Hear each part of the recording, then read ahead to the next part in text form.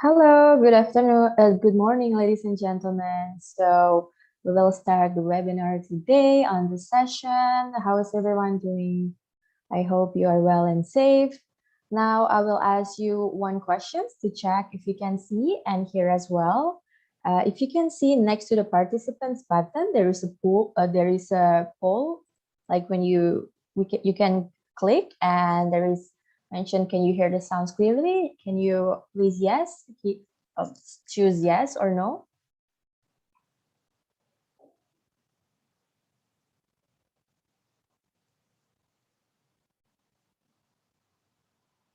So I can see already a lot of people are clicking yes.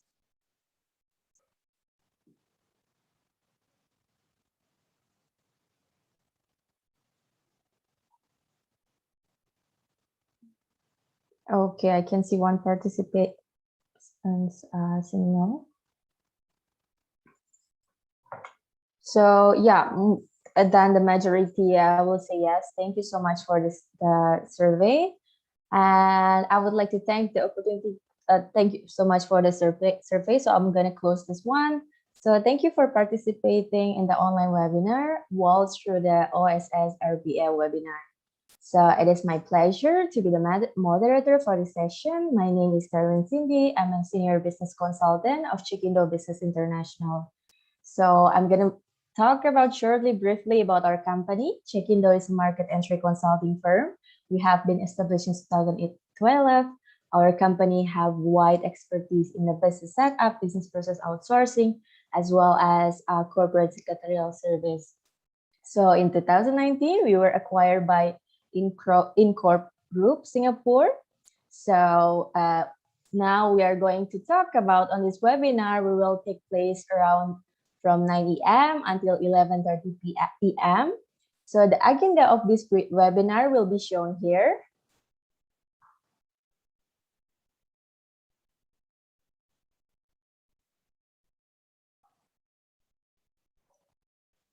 Yeah, so this will be the rundown of the webinar itself. As you can see here, that will be a welcoming remark by our CEO, Ibu Nurmia, and the recent trends of foreign direct investment and ease of doing business in Indonesia by Bapak Delvino Rizky Novi Hamza, our Chief of Subdirectorate of BKPM or Investment Coordinating Board in Indonesia. And we have another session on Road to OSS Rba and its navigation. So basically, this is more depth details about the OSS. And then we're going to move forward to FDI consideration in Indonesia by our head of consulting from Cekindo Business International, Pak Pandu Biasramadhan, and legal aspect of foreign direct investment in Indonesia by Pak Edy Tarlesno. So basically on this OSS, on this webinar, we will be discussing regarding the Indonesian new regulation about risk-based business licensing, the online single submission, which is, we call it OSS, is now updated to OSS risk-based approach, which is RBA, meaning that this can change how easily your company can receive its license to operate in Indonesia. And certainly this session will be interesting for any foreign entrepreneur or individual that are planning to enter Indonesian market or any companies that are planning to do business expansion regardless of the type of company, since OSS system itself is applicable for any type of legal entity. So on this session, at the end of the session, there will be also a Q&A session. So please feel free to raise any questions on the live chat anytime during the webinar session, with the attention to the speaker that you would like to answer. So needless to say, this discussion will be delivered by the expert according to the respective fields. I will make an initial introduction first for the speaker itself. There will be Ibu Nurmia, Agustina, the CEO from the Cekindo, as the welcoming speaker. And then there will be Bapak Rizky Novi Hamza, which is the Chief of Subdirectorate,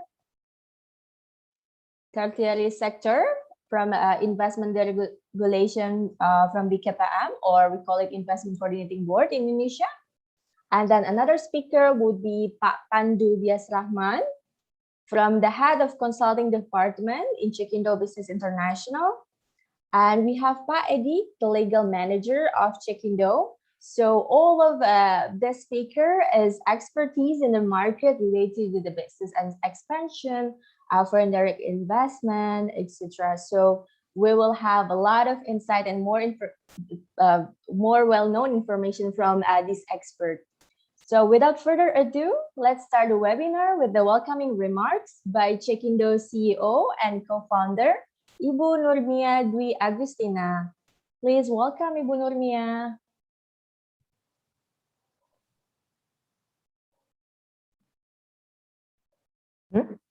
Okay. Good morning, everyone. Good morning. And thank you for taking the time to join us in today's webinar. On behalf of Cekindo International, an Incorp Group company, I'm Nurmia Agustina, the co-founder and Chief of Operating Officer. Very excited to welcome you all to the Waltz Through OSS Rba, or Online Single Submission Risk-Based Approach webinar, where we will glide through the FDI, foreign direct investment trends in Indonesia, the new OSS Rba system and regulations, and the implications it has on foreign and domestic business and licensing in Indonesia. This topic is very relevant with Cekindo mission to support foreign and domestic companies to start their business and comply with the local regulations. First, let's set the stage for the current state of Indonesia. We are all almost amidst our second year living a world of COVID-19, a world of masks, hand sanitizers, and mostly staying indoors, with work from home, school from home, and almost everything from home if possible. Where our lifestyles has changed, businesses and investment have also shifted. We've seen the businesses we love to come and go, and might have also shifted where we want to invest our money. The government has also noticed these changes in our lifestyles and considered them when updating the regulations.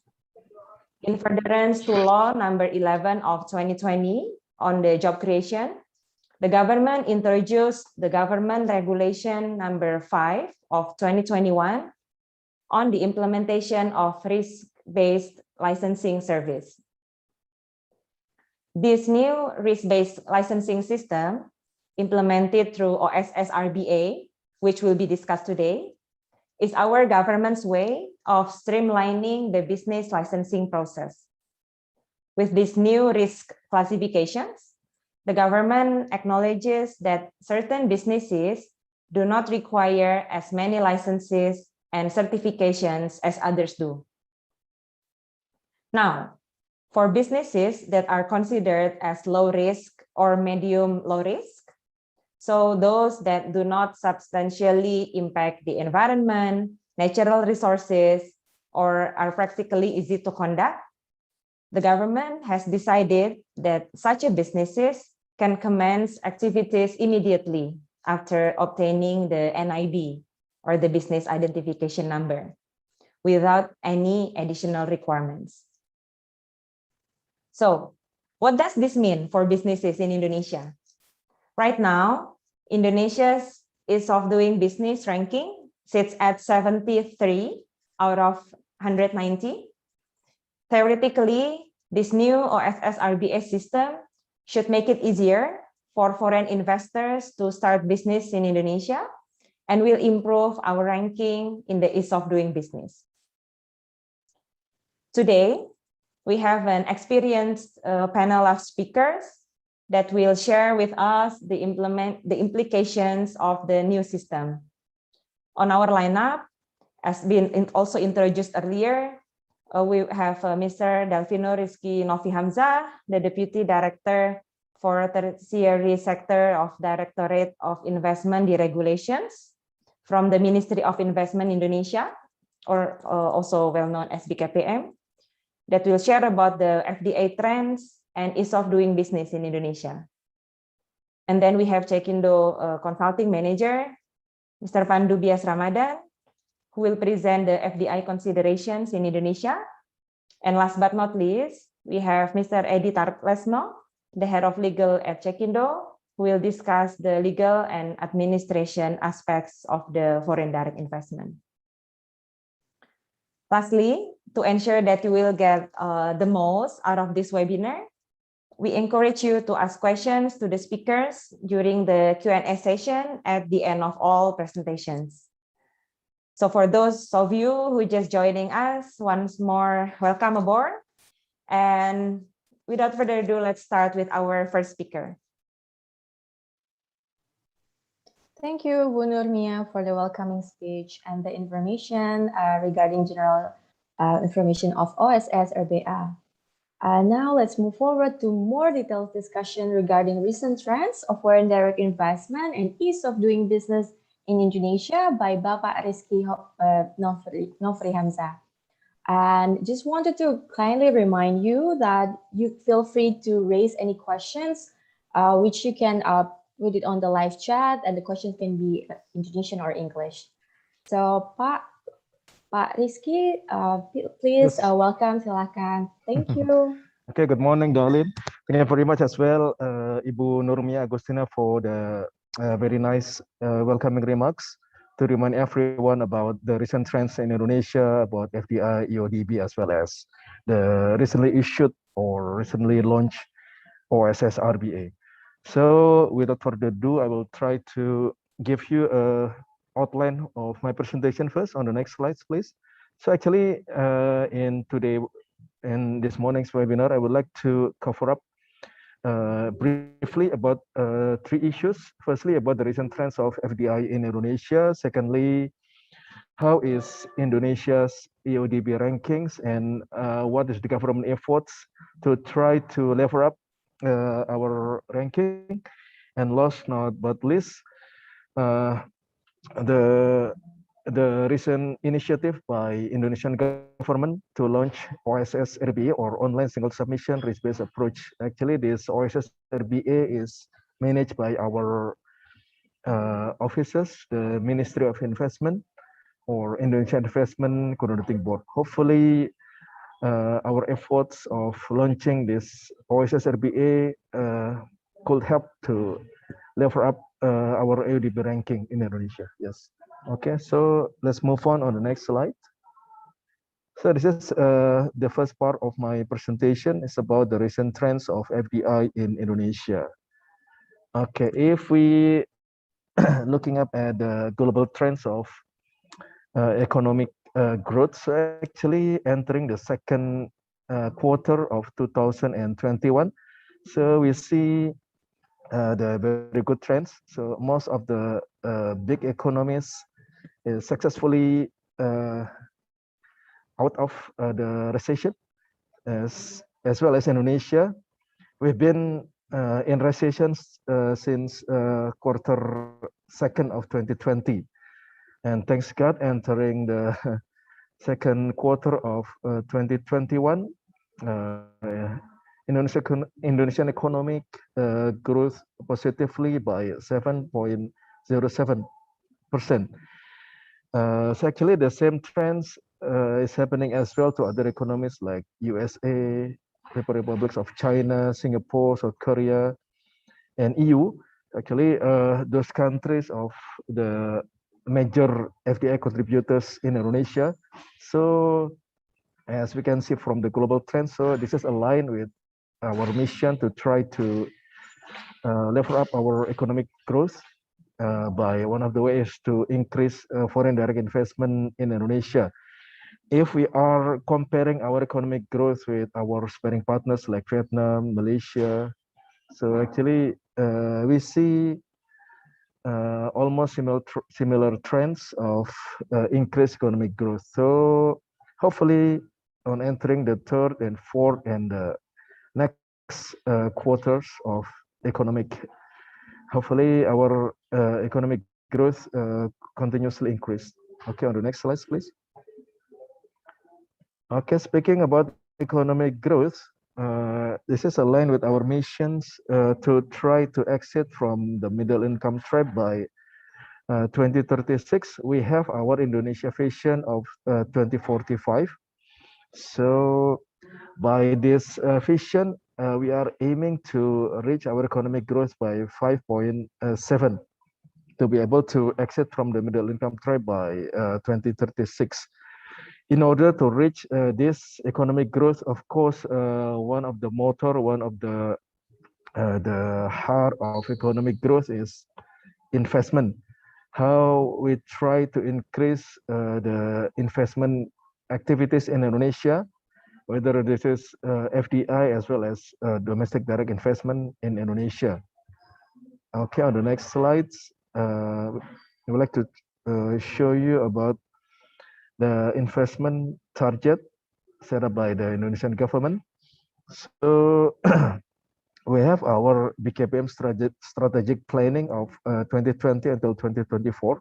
So actually those numbers was based on national medium strategic planning 2020 until 2024 to reach the previously mentioned economic growth of 5.7. So in order to reach those economic growth, those numbers, so we need to reach those investment realization target, especially on this year, 2021. So after Indonesian government change or leverage the status of Indonesia Investment Coordinating Board of BKPM into ministerial level, it was on the 28th of April 2021.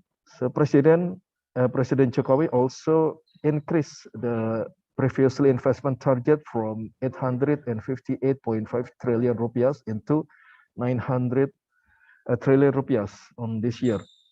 And the following year to 2022, President also asked the Minister of Investment, the Chairman of BKPM, Excellency Bahlil Lahadalia, to increase the target into 1,128 trillion rupiah.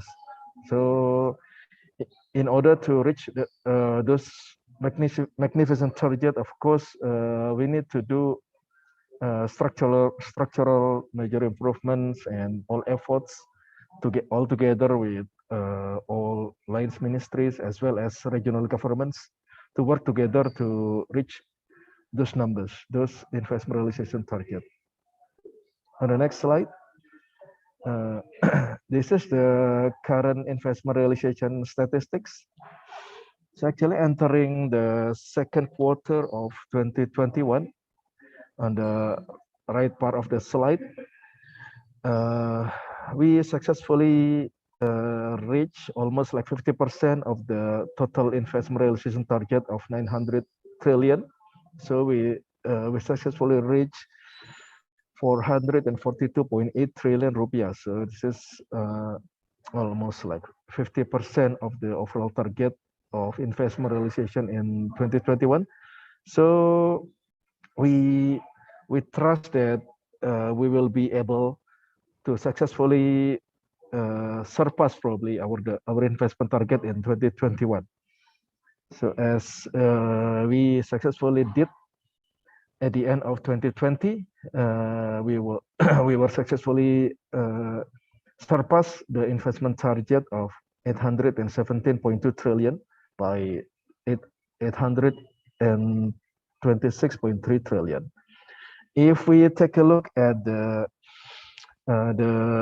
investment distribution by ownership as well as by the location distribution by location, so we see good trends that FDI and DDI is balanced, as well as the investment realization in Java and outside Java is currently in the balanced condition. So this is a good trend. So meaning domestic direct investors during the pandemic era, they can support the government target by realizing their investment. Meanwhile, I mean the FDI, of course, FDI is decreasing, and meanwhile, if we are take a look at how investment is being made, So we see the good trends as well, that investor not only prioritizing Java, which is of course most developed compared to other parts of Indonesia, but they also consider outside Java, like other island, like probably like Sumatra, Kalimantan, Sulawesi, Papua, as well as Moluccas, to put their investment in order to gain profits, and of course from the government point of view, to we are gaining economic growth as well. Okay, on the next slide. This is more details about those numbers, the statistics. So if we are doing some breakdowns based on the sectors, we can see here that sectors like housing, industrial estate, and office buildings, so more like property sectors. This is we see those are the most favorite sectors being made by the investors, domestic and FDI as well, during the first half of 2021, followed by industrial sectors, and then followed by services sectors like transportation, warehouse, telecommunication, electricity, and then ended up by food industry. On the next slide, please. This is the investment based on location. Apologize if the slide is not correctly shown there. So based on location, of course, Java is still seen by investors as the most promising location to gain profit to do their investment.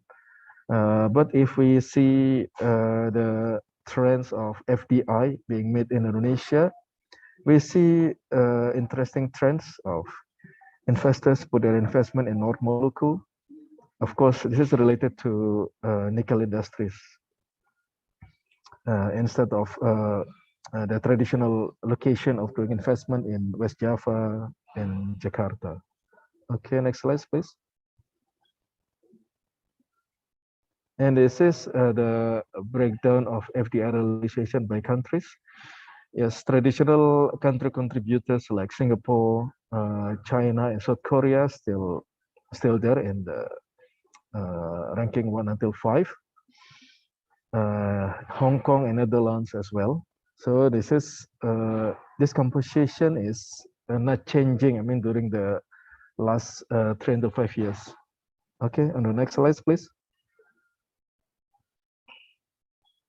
Okay, now we are entering second part of my presentation.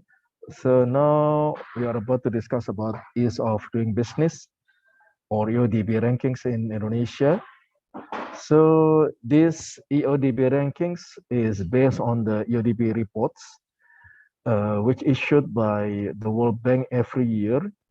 On the next slides, it's shown how is the trends of Eodb rankings of Indonesia. As previously mentioned by Ibu Nurmia, currently we are at the 73rd position.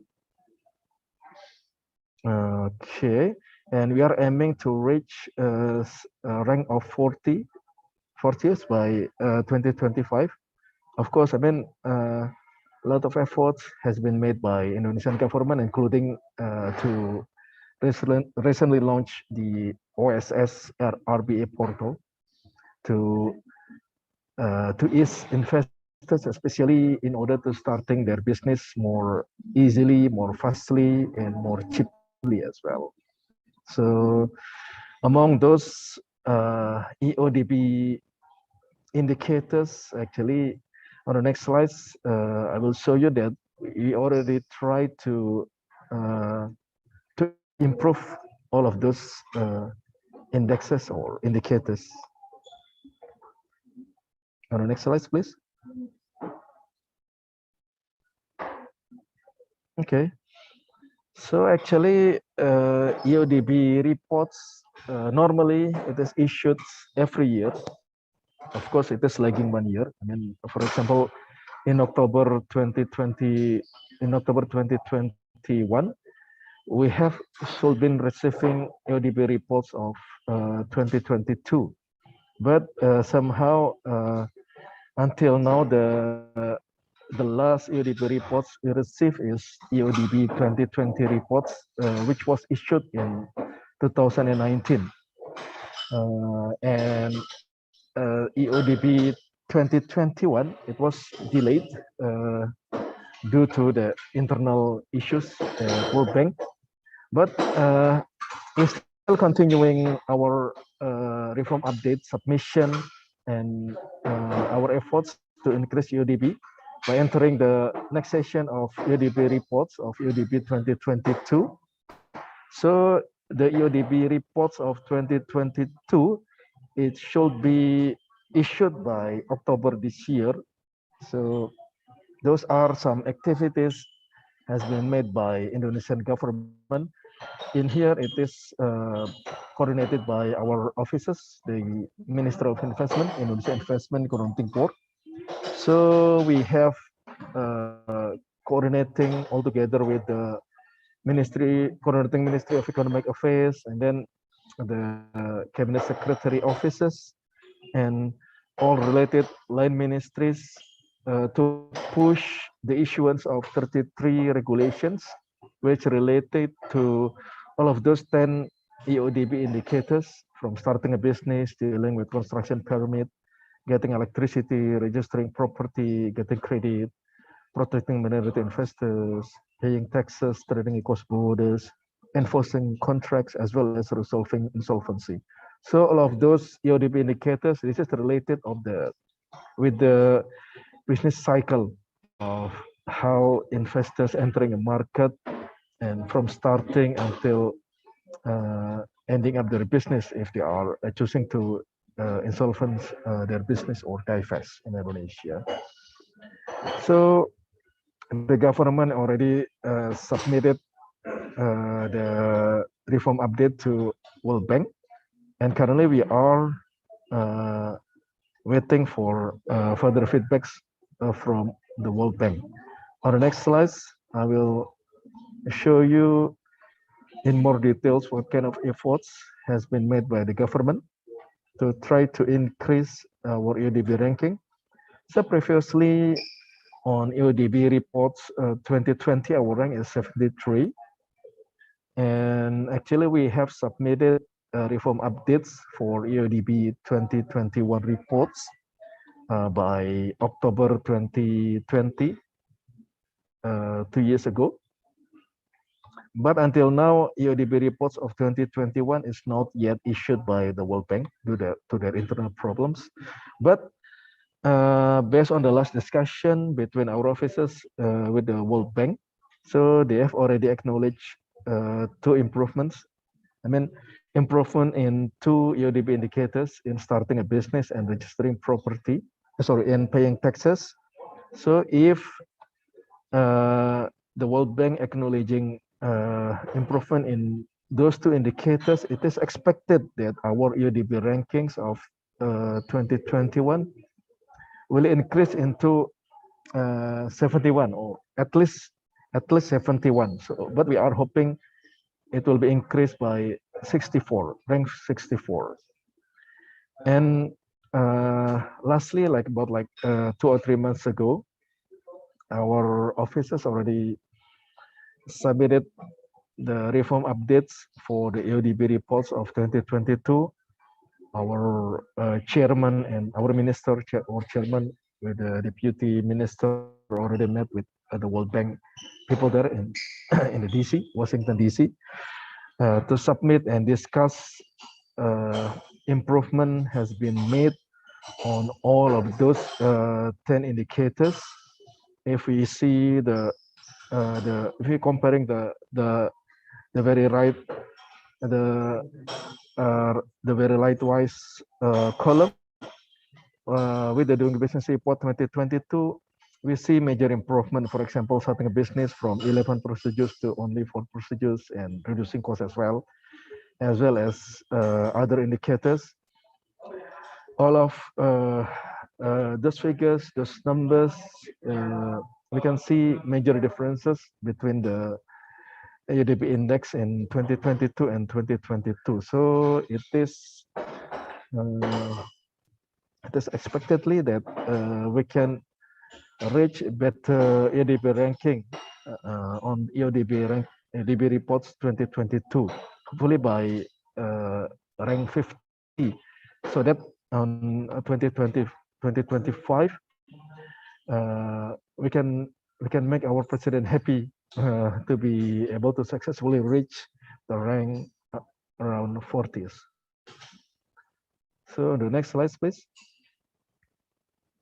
So this is more details on the flow of Eodb indicators, and all of the efforts has been made by Indonesian government to try to reform, to increase our performance on all of those 10 indicators.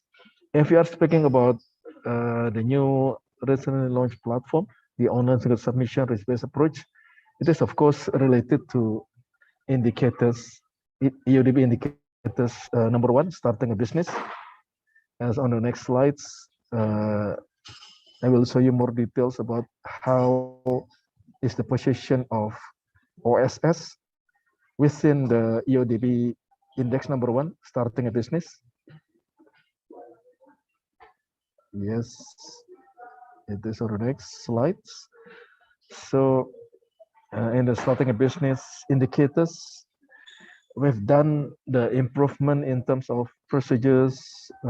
We reduced the procedures from previously 11 into 4, and then the time or the period to finish the starting a business phase only from 10 days into 2.5 days. And also we successfully reduced the cost from around 3 million IDR to only 2.6 million IDR. So this is reduction from 5.7% of our GDP per capita into only 4.3% of income per capita. So okay. So of course, I mean, every company, every establishment, especially FDI, to be able to start a business in Indonesia, of course, they need to establish a company, and this is the way Cekindo will help the foreign investors to setting up their company in Indonesia.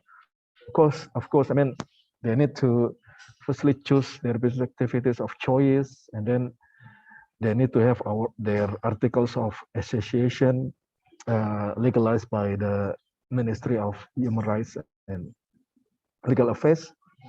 And then once the company is legalized by Ministry of Human Rights, so they have their data inputted into the AHU platform by Ministry of Law and Human Rights, and this data, or we call it AHU online system, which is managed by Ministry of Human Rights. This is interconnected with our Oss Rba system. So our Oss Rba will download the data from AHU system, and then once the data is integrated, downloaded to Oss Rba, so at that point of time, the investors is ready to apply for required business licensings, including previously mentioned by Ibu Nurmia, the NID or single business identification numbers, as well as other required business licensing. Currently, Oss Rba is already officially launched by our president on the 9th of August, and currently, of course, in the continuous development in order to try to serve the best for the investment requirements. Okay, on the next slide, please. Okay, so this is the last part of my presentation about the road to OSS risk-based approach, or Oss Rba. So Oss Rba is the new recently platform. So this platform, actually, this is not totally new platform, because previously in 2018, July 2018, we already had our OSS version 1.0, and then entering year 2020, we updated the system into OSS version 1.1, and by the issuance of job creation law number 11 of 2020, as well as the implementing regulations of the law itself, this mandated us to develop OSS Rba. On the next slide, please. So actually, on the next slides, you will see that all are started by the issuance of Law of 11 2020. We call it Omnibus Law or Law of Job Creation. It was issued on November 2020. So it was issued last year. This is a breakthrough in Indonesia legal system because by this Omnibus Law, 79 Indonesian laws has been revised. Some of the articles probably changed or revoked as well, deleted as well. So all of those laws related to around 16 business sectors. And then Omnibus Law, it is consisted of 186 articles and 15 chapters. So this is also consisted of 11 sections or chapters, including, we can see here business activities licensing as well, about licensing, and then about ease of doing business as well. Okay, on the next slide, please.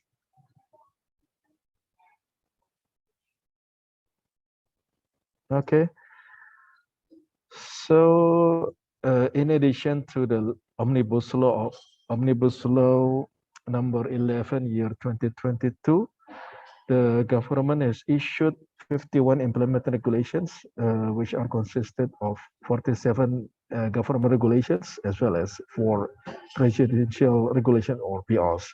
So all of those implementing regulations related to business licensing, and then basic requirement of business licensing, like things related to the special planning or location, environmental permits, as well as the requirement of like how we protect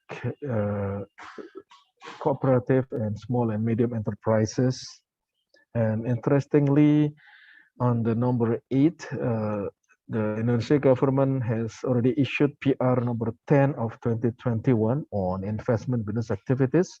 And then we already amended as well on the list of investment business activities by issuing the PR number 49 of 2021. We will discuss a bit more detail about that PR on the next slide. As addition, there are also 194 minister or institutional regulations, including 22 minister or institutional regulations related to business licensing of 16 sectors. And all of those regulations, put it on the screen now, it is planted in OSS Rba platform in order to accommodate the business licensing issuance for investors. Next slide, please.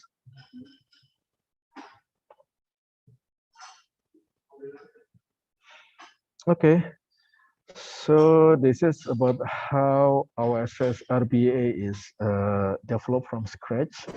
So as mandated by GR5 of 2021, as previously discussed by Ibu Nurmia as well. So we changed the methodology of how license is being issued.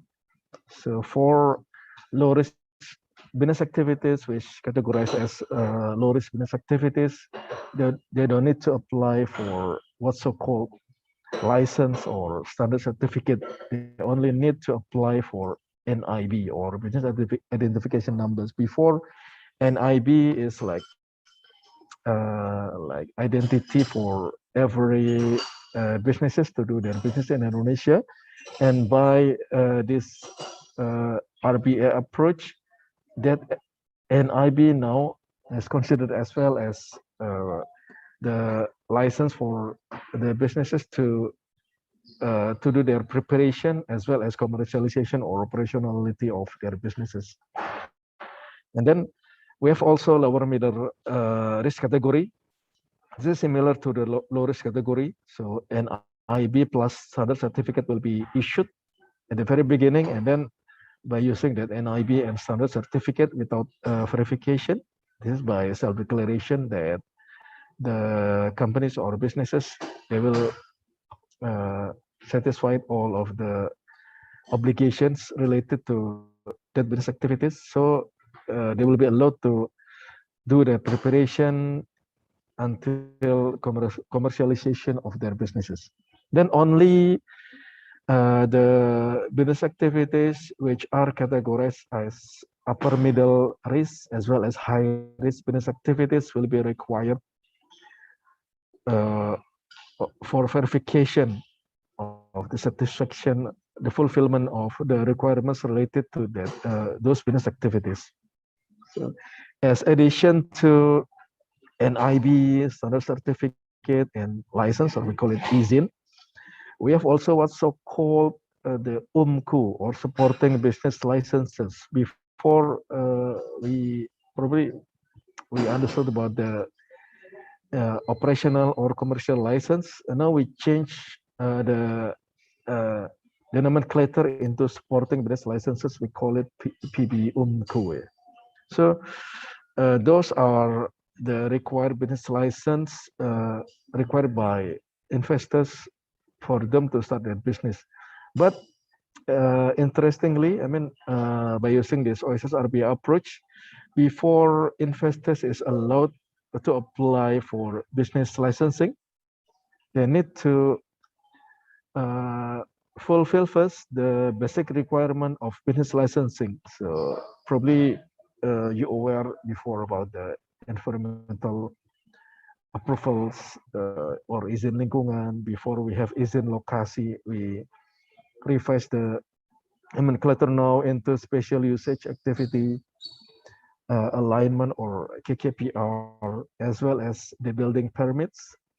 We call it IMB before. Now we revise the naming into building approval or PBG, and as well as certificate of functional worthiness or SLF. So all of those three basic requirement of business licensings, it is held by a platform which managed by related line ministries, and between OSS and those line ministries, like Ministry of Environmental and Forestry, which manage AMDALNet, which currently they are still in developing the system to check and to clarify, as well as to issue the required environmental approvals. It is integrated with OSS Rba. So we share the data of investors so that the environmental approval will be issued by Ministry of Forestry and Environment. And secondly, if we are speaking about the building permits, so Ministry of Public Works, they already launched what's so called SIMBG or SIMBG for businesses to apply for building approval, or we call it PBG, as well as Certificate of Functional Worthiness, SLF.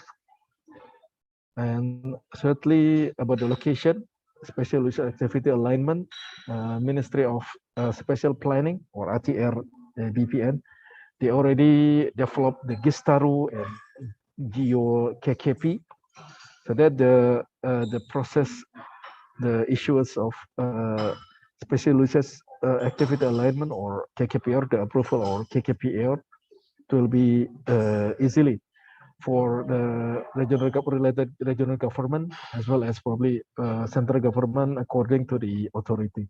So actually among those three basic requirement of business licensing, of course, not every investors requiring building, because they can rent the building, so the building approval is optional. But environmental approval as well as special usage activity alignment is a must. So they need to align with the environmental as well as special allocation before they are allowed to apply for business licensing. But interestingly, all of those processes can be easily done via OSS Rba. Of course, we are still improving to try to make everything much more easier for investors. Okay, next slide, please.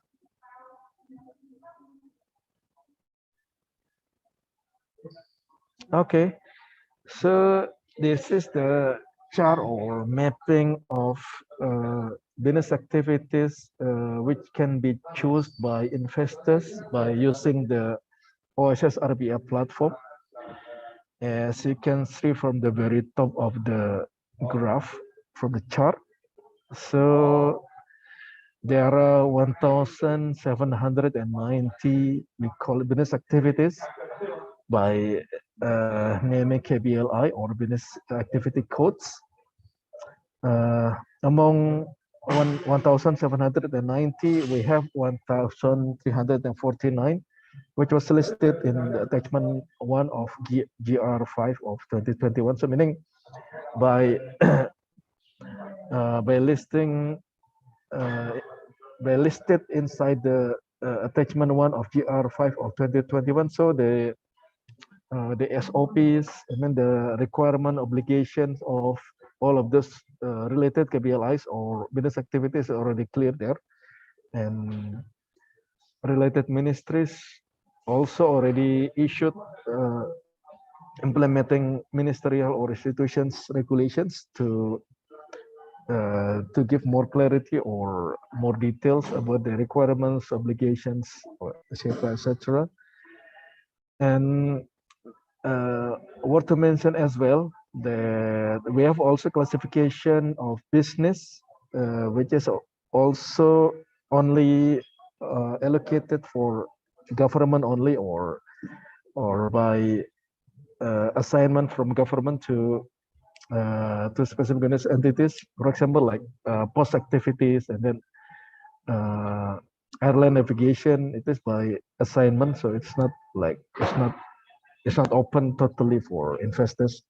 We have also numbers of government-related business activities, which is only allocated for government. So it is not open for general investors. But if we take a look at the numbers, so among 1,790, almost like more than 90% of those KPLIs is classified as open business activities. And most of all of those business activities for investors, they can apply for the required licenses via OSS. Of course, there are certain business activities, for example, which related to financial services with schools, which OSS only issued the NIB and the attachment of NIB. And then accordingly, related companies, they need to get further business licenses from related authorities like financial service authorities or central bank, as well as Ministry of Education or regional governments for higher or medium educations. And let's move on the next slide. So speaking about the open business activities, we need to take a look further on the Presidential Regulation number 10 of 2021, which already amended by PR number 49 of 2021 about investment business activities. So this new PR is replacing the previous PR number 44 of 2016 on negative investment list. So there are a lot of major improvements in terms of business classification and how the government treat business activities. For example, if you are comparing the PR 44 2016 and PR 49 of 2021, on the PR 44 on negative investment list, most of the business activities is classified in Appendix 3, the list of business activity open with certain requirements. We have 350 business activities with certain requirements, like only allocated for FDI, maximum threshold of FDI, special permits required to do that kind of activities. But in the recently issued PR 49 of 2021, most of the KBLI or more of the business activities is classified in Appendix 1, the list of priority business activities. So we have list of 246 business activities eligible for fiscal incentives, like tax holiday, the exemption of paying corporate income tax. Currently we have 22%, it is totally exempted. Then we have list of business activities eligible for tax allowance fiscal incentives, the reduction of earning before tax by 5% of their fixed capital investment. It is valid for 6 years. So in total, they will enjoy the reduction of 5 times 6, so 30% of their fixed capital investment, as well as investment allowance, if tax allowance reducing earning before tax by 5%. So for business activities which employ at least 400 Indonesian workers, they can enjoy investment allowance, the reduction of earning before tax by 10% of their fixed capital investment. But actually, those list of priority business activities is not exhausted. So there are still other kind of fiscal incentives, like exemption of import duty, as well as the reduction of withholding tax, depending on our tax treaty. We have also support tax deduction for R&D activities, as well as for yes, something like that. So those lists actually not exhausted, because we still have other incentives, fiscal and non-fiscal incentives, not classified there. But what's classified there is the ultimate fiscal incentives. Oh yeah, not as well as like fiscal incentive for special economic zone as well. We don't put it there. And on the Appendix 2, so those are business activities allocated or required partnership with cooperative and micro, small, and medium enterprises. And Appendix 3, similarly with PR 44 of 2016, we have list of 37 business activities with special requirements, like maximum FDI, required specific licenses from related ministries, and then only allocated for domestic direct investment. As addition, we still have like 3 business activities with strict limitation and supervision. So this is related to the general tradings and retail tradings of alcoholic beverages. This is still open, but with strict limitation and supervision from the government. So these slides actually explain more details about the type of open business activities, which previously mentioned on the chart. So beside those lists, we still have like a lot of business activities with no further arrangement or no further requirements. So it's totally open with no condition as well. Okay, next slide, please.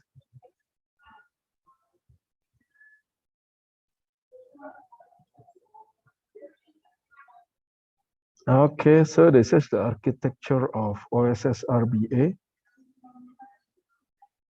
Apologies if the fonts are mixed up. So the OSS risk-based approach. So this is consisted of 3 subsystems. Firstly, the subsystem of information, the portal itself, the www.oss.go.id. And secondly, subsystem of business licensing. This is the location of where investors, they register their account and they apply for the business licensing. and then including fiscal incentives as well. And last not but least, we have the subsystem of supervision. Currently, the subsystem number 1 and number 2 is already being developed and still under continuous development. It's already launched. But subsystem number 3 of supervision currently is still under construction and development, and it is expected by end of this year. All of those 3 subsystems will run and work properly. Okay, on the next slide, please. This is the brain of what inside the subsystem of investment licensing. So in brief, after investors they are getting up their account, and then they are filling up their investment planning, the data itself, the investment planning, including the investment figures, and then the location, whether it is required building, etc. and etc. So the system will validate the business activities, whether it is included as the low and then medium of high risk business activities, and accordingly the system will direct investors to complete the required basic licenses like the environmental as well as the special alignment permits. And after satisfying those basic licenses, so investors will be directed to the final stage of having their investment business licensing issued by OSS system. Of course, in the period of, the issuance of the business licensing, we're not working alone. Of course, we have division of authority, which is already regulated in PR 5 of 2021, which kind of business activities need to have verification from central provincial government or regency or city governments. And then once the verification is being done and approved, so authority will put notification to the system, and the system will issue the business licenses for investors to start their commercialization or business activities. Okay, next slide, please.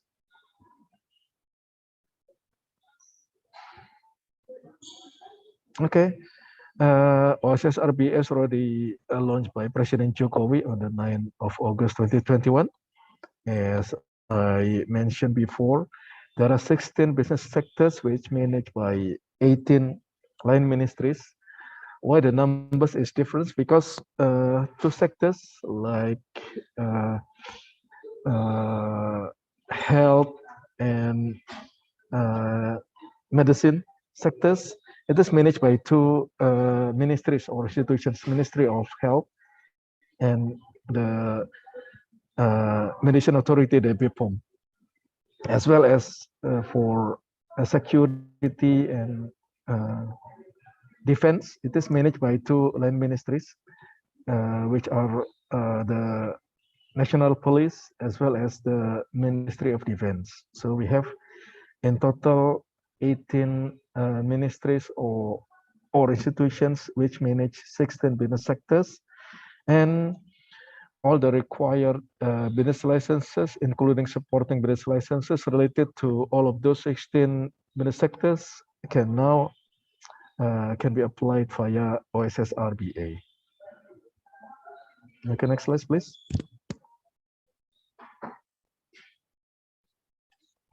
Okay, so actually on the previous slide, I showed you that I tell you that President Jokowi also officially launched OSS Rba on 7th of August 2021, but we already issued or launched the OSS Rba unofficially on the 4th of August, and based on the statistic, I mean, since the launching of RBA until 12 of September, the system already issued 172,000 NIB or business identity, and actually most of the applicants is categorized as micro enterprise. So I think this is a good news that people are encouraged to do business, including the personal and small scale business activities, and as well as FDI. Also, we have also 0.2% of the applicants is FDI. This is of course the new applicants, but this is not included existing businesses already has their own NIB and business licensings. Okay, next slide, please. Okay, those are my brief presentation, and we can continue our discussion on the Q&A session. Okay, Darlene, thank you very much indeed. Thank you so much, Pak Delvino Novihamza, for the insightful recent trends on foreign direct investment, domestic investment, also the performance of BKPM and the plan of Indonesia to make an investment growth for our economic development. Appreciate BKPM for creating this OSS Rba for the ease of doing business in Indonesia. Well, certainly there will be a lot of foreign and domestic investment as well that will be interested more to invest in the Indonesian market. So now we will discuss further about the foreign direct investment consideration in Indonesia by Pandu Biasramadhan, our consulting manager of Cekindo. Please go ahead, Pak Pandu.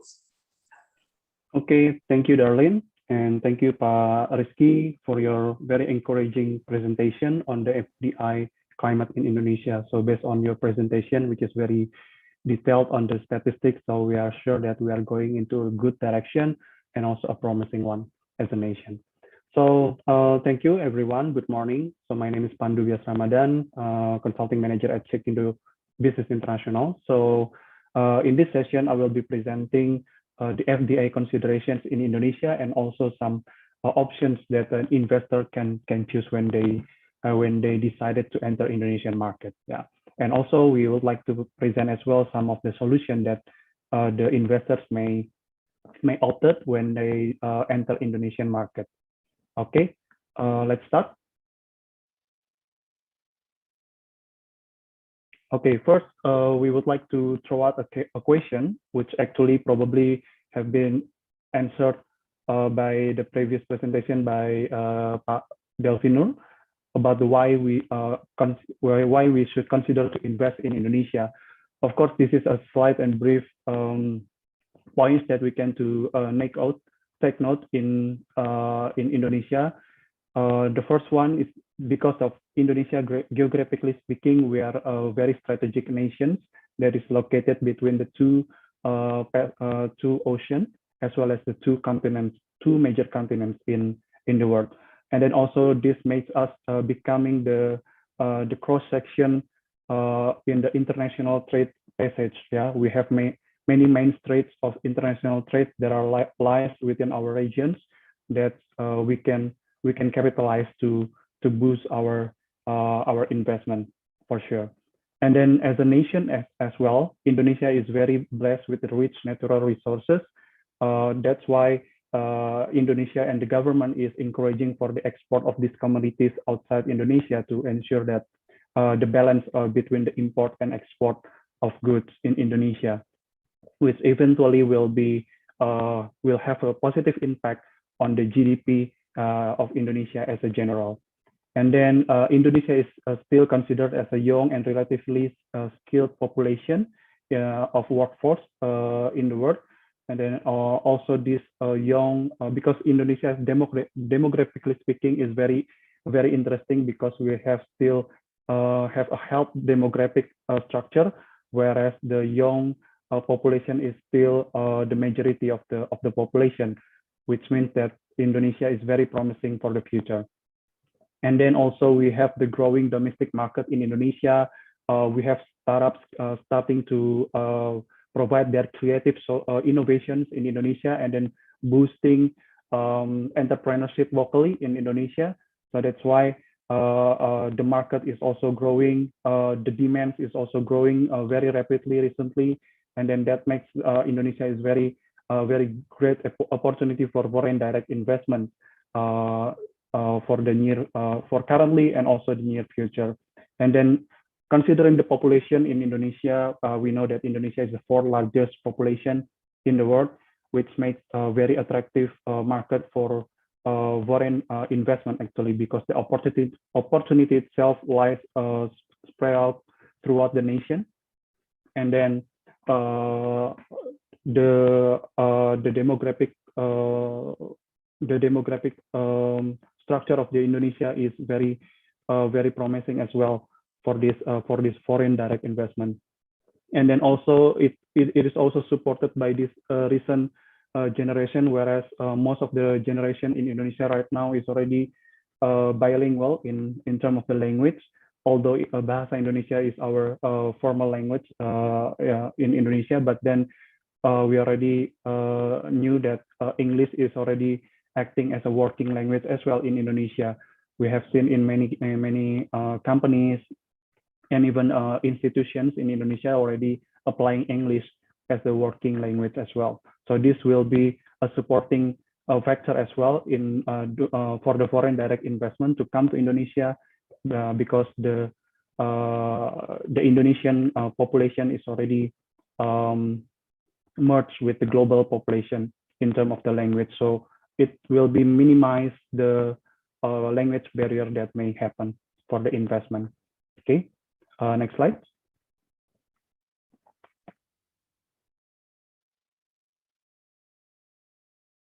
Okay, so first, before you decided to enter Indonesian market, of course, foreign direct investors will need to have some consideration, some notes before deciding to enter not only actually Indonesia but also other market as well. But particularly in this presentation, we would like to share what are the considerations that foreign direct investment can consider before they are deciding to invest in Indonesia.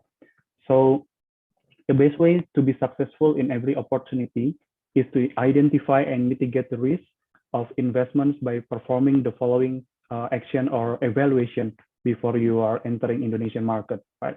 So the first one, you need to know about the country risk and landscape. So this has been provided well with the BKPM presentation earlier with the statistic that they have shown.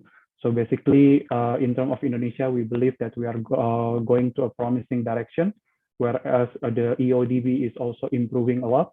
So that's one key aspect on how to decide to enter Indonesian market and invest your business in Indonesia. So in order to perform country risk assessment, we need to see the political aspect of the country, regulatory aspect, economic and market aspect, social and cultural aspect as well. So most of this has been covered in the previous presentation from the BKPM, whereas all the aspect we see has been very positive lately and then very promising for the foreign direct investments. And then when we already knew about this statistic, then we can conduct the research on prepare the quite preliminary market analysis using the SWOT or SWOT analysis. There is a strength, weakness, opportunity, and threat analysis that we can conduct in determining the risk of the investment that we are about to do. So the first one, we need to ensure the market size and share in Indonesia itself, if it's promising for your own products. And then the market trends and development in Indonesia. What are the market trends in Indonesia? What are the industries that are currently setting in trending in Indonesia? For example, currently in the past 2 years, Indonesia has been the center of the startup technology companies to invest in Indonesia.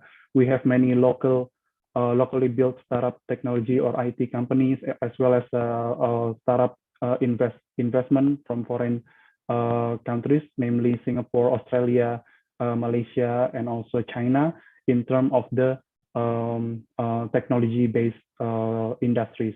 Yeah, so this has been the trend for the past 2 years. Of course, we are expecting maybe another trend in the next future.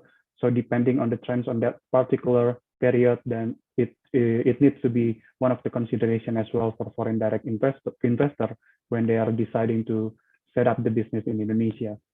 And then we need to also determine your target segmentation in Indonesia, where your business is have the strength the most, and then also considering the market growth as well in Indonesia by considering the demographic and socio-cultural aspect, as well as the customer behavior analysis, and also the competitor analysis in Indonesia. So competitor analysis you can do by desk research before you enter Indonesia.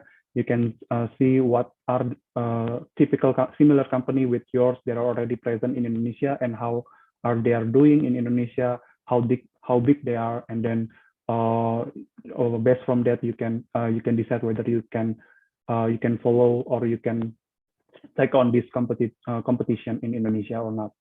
Then the third step, we need to formulate the market entry strategy, and then target screening and pick the right partner when you are deciding to invest in Indonesia. So this is an important aspect as well.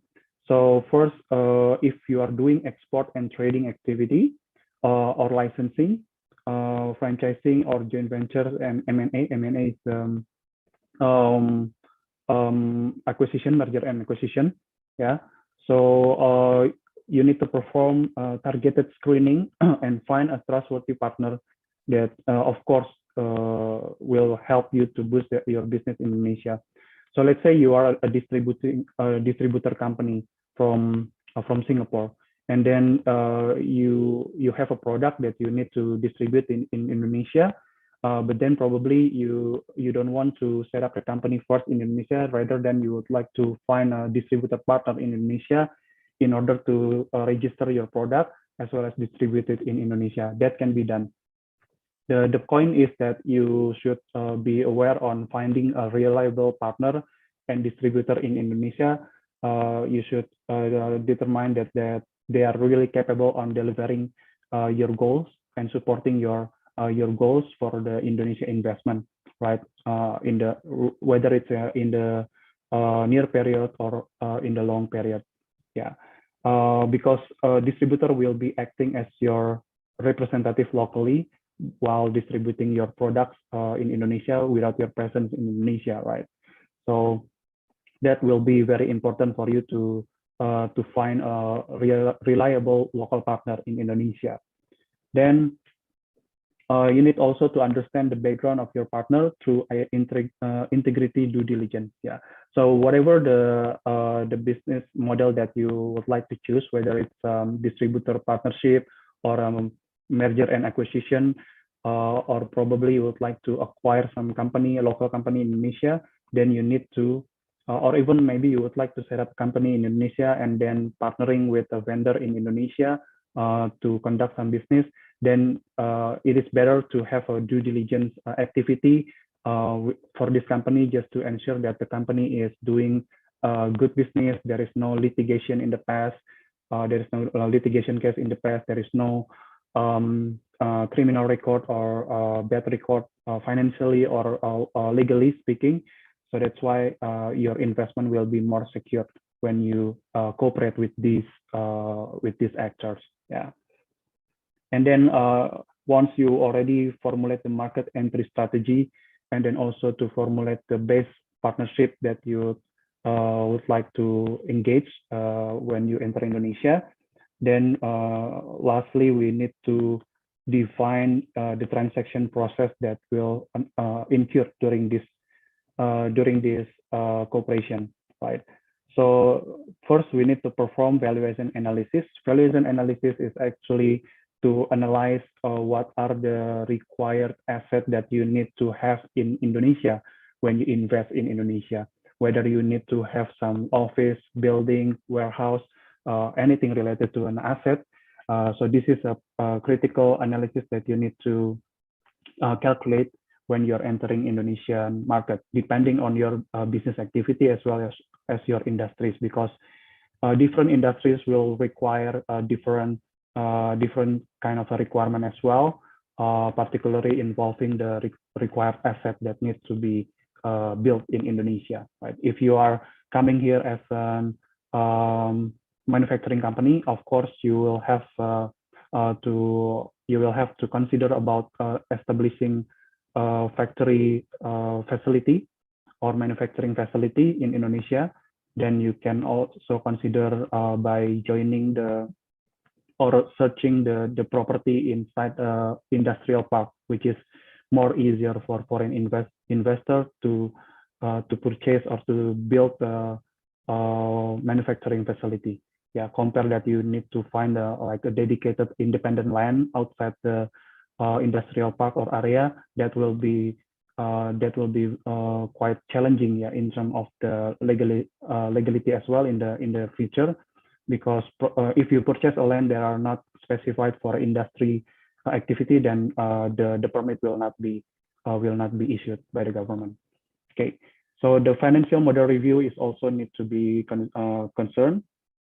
What kind of financial model that you'd like to engage with your partner in Indonesia. So, for example, if you are if you like to enter Indonesian market or invest in an energy sector or a power plant sector, you can actually operate the power plant, generate the electricity there, but then the distribution will be solely handled by the PLN as the sole player of electrical distribution in Indonesia.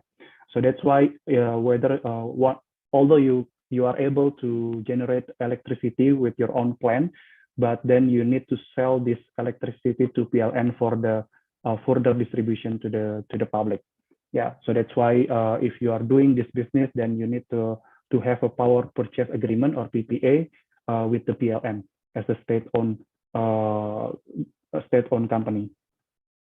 And then you need to perform a strict due diligence to whomever partner that you are liaising with in Indonesia, just to ensure that the partner is reliable, and then your investment will not be jeopardized. And then local compliance in Indonesia as well. This needs to be considered, because once you are entering Indonesia, and then once you establish the company or the business in Indonesia, then you need to comply with the Indonesian local regulation. There are several compliance that you need to fulfill, of course. Then this actually one of the benefit on taking on with a consulting company like Cekindo in this case, where we can advise what are the compliance that you need to attend, that you need to manage in monthly basis, in annual basis, that to ensure that you are not missing any kind of compliance which will affect negatively to your presence in Indonesia. And then also the tax structuring. You need to also consider the tax structuring. Of course, if you enter Indonesia, then you need to adapt with the Indonesian tax structure. Then the best way is to get the information from the expert in Indonesia in the tax matter in this case, so that you have the proper information on how to file the tax, on how to report the tax, or what are the rates of the tax of each transaction, because if each transaction in Indonesia applied different kind of tax that needs to be adapted by the company. Yeah. Okay, next. Okay, for country risk landscape, for political aspect and regulatory aspect, there are several questions that need to be addressed, yeah, during this aspect, yeah, because there are multiple factors that can come from investing in any country, including in Indonesia. It will be critical to understand the political aspect, regulatory aspect, economic and market aspect, as well as socio-cultural aspect as well.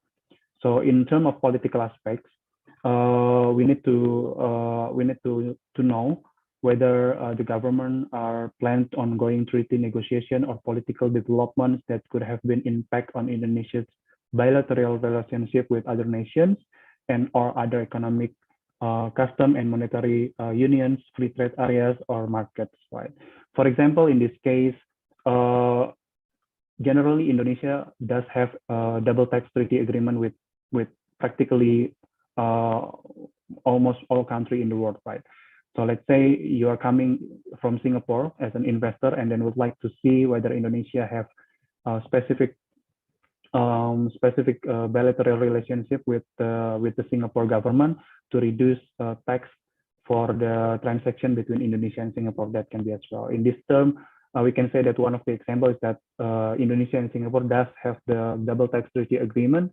And then let's say if Indonesian company is billing or invoicing Singaporean company, normally the tax apply 20%, but then with the double tax treaty agreement with providing a digital form, the tax can be reduced to 10% with the current bilateral cooperation between Singapore and Indonesia. And then we need also to see if there are any difficulties for foreign investors, specifically from particular country, in order to manage investment permit in Indonesia. Fortunately, there are no such thing happen in Indonesia right now. So all countries is treated as equal, although there are some consideration in the immigration part, which will be described on the next presentation by our legal head. But then practically for opening a company in Indonesia, there is no restriction based on the country profile of the investor. Yeah.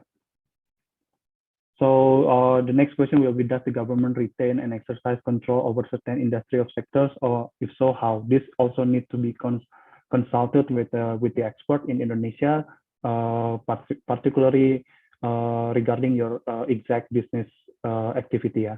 So let's say if you would like to enter Indonesia and then do the fintech business activity with peer-to-peer lending, of course there is a strict regulation applied for you to follow, which is regulated by the Indonesian OJK institution and also the central bank institution, for example.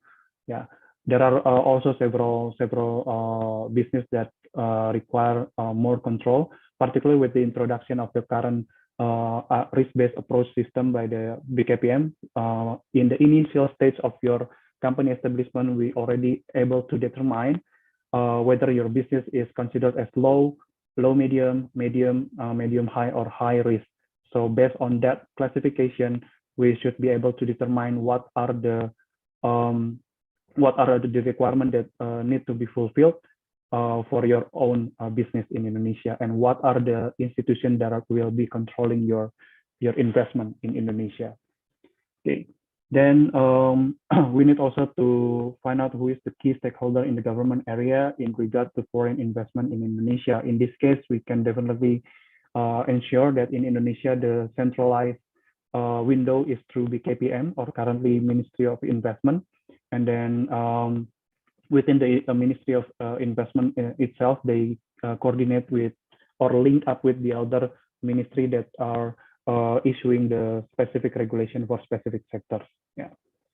And then the regulatory aspect, what are the laws and regulatory authorities governing foreign investment in Indonesia? Again, this is the one that's actually has been described in the previous presentation by Mr. Rizky from BKPM. So based on those statistics, you should be able to determine what do you see about Indonesia, what do you see the opportunities, and what do you see if there are any threats that you see. Yeah. And then are there any restriction on foreign ownership and investment on certain sector? Obviously, there are certain regulation as to how much you can invest in Indonesia. But then practically with the introduction of an Omnibus Law recently, the majority of the business sector has been open 100%, but then there are still some sectors that are still need some restriction, for the foreign direct investment, particularly for the fintech sector, and then also finance-based sector,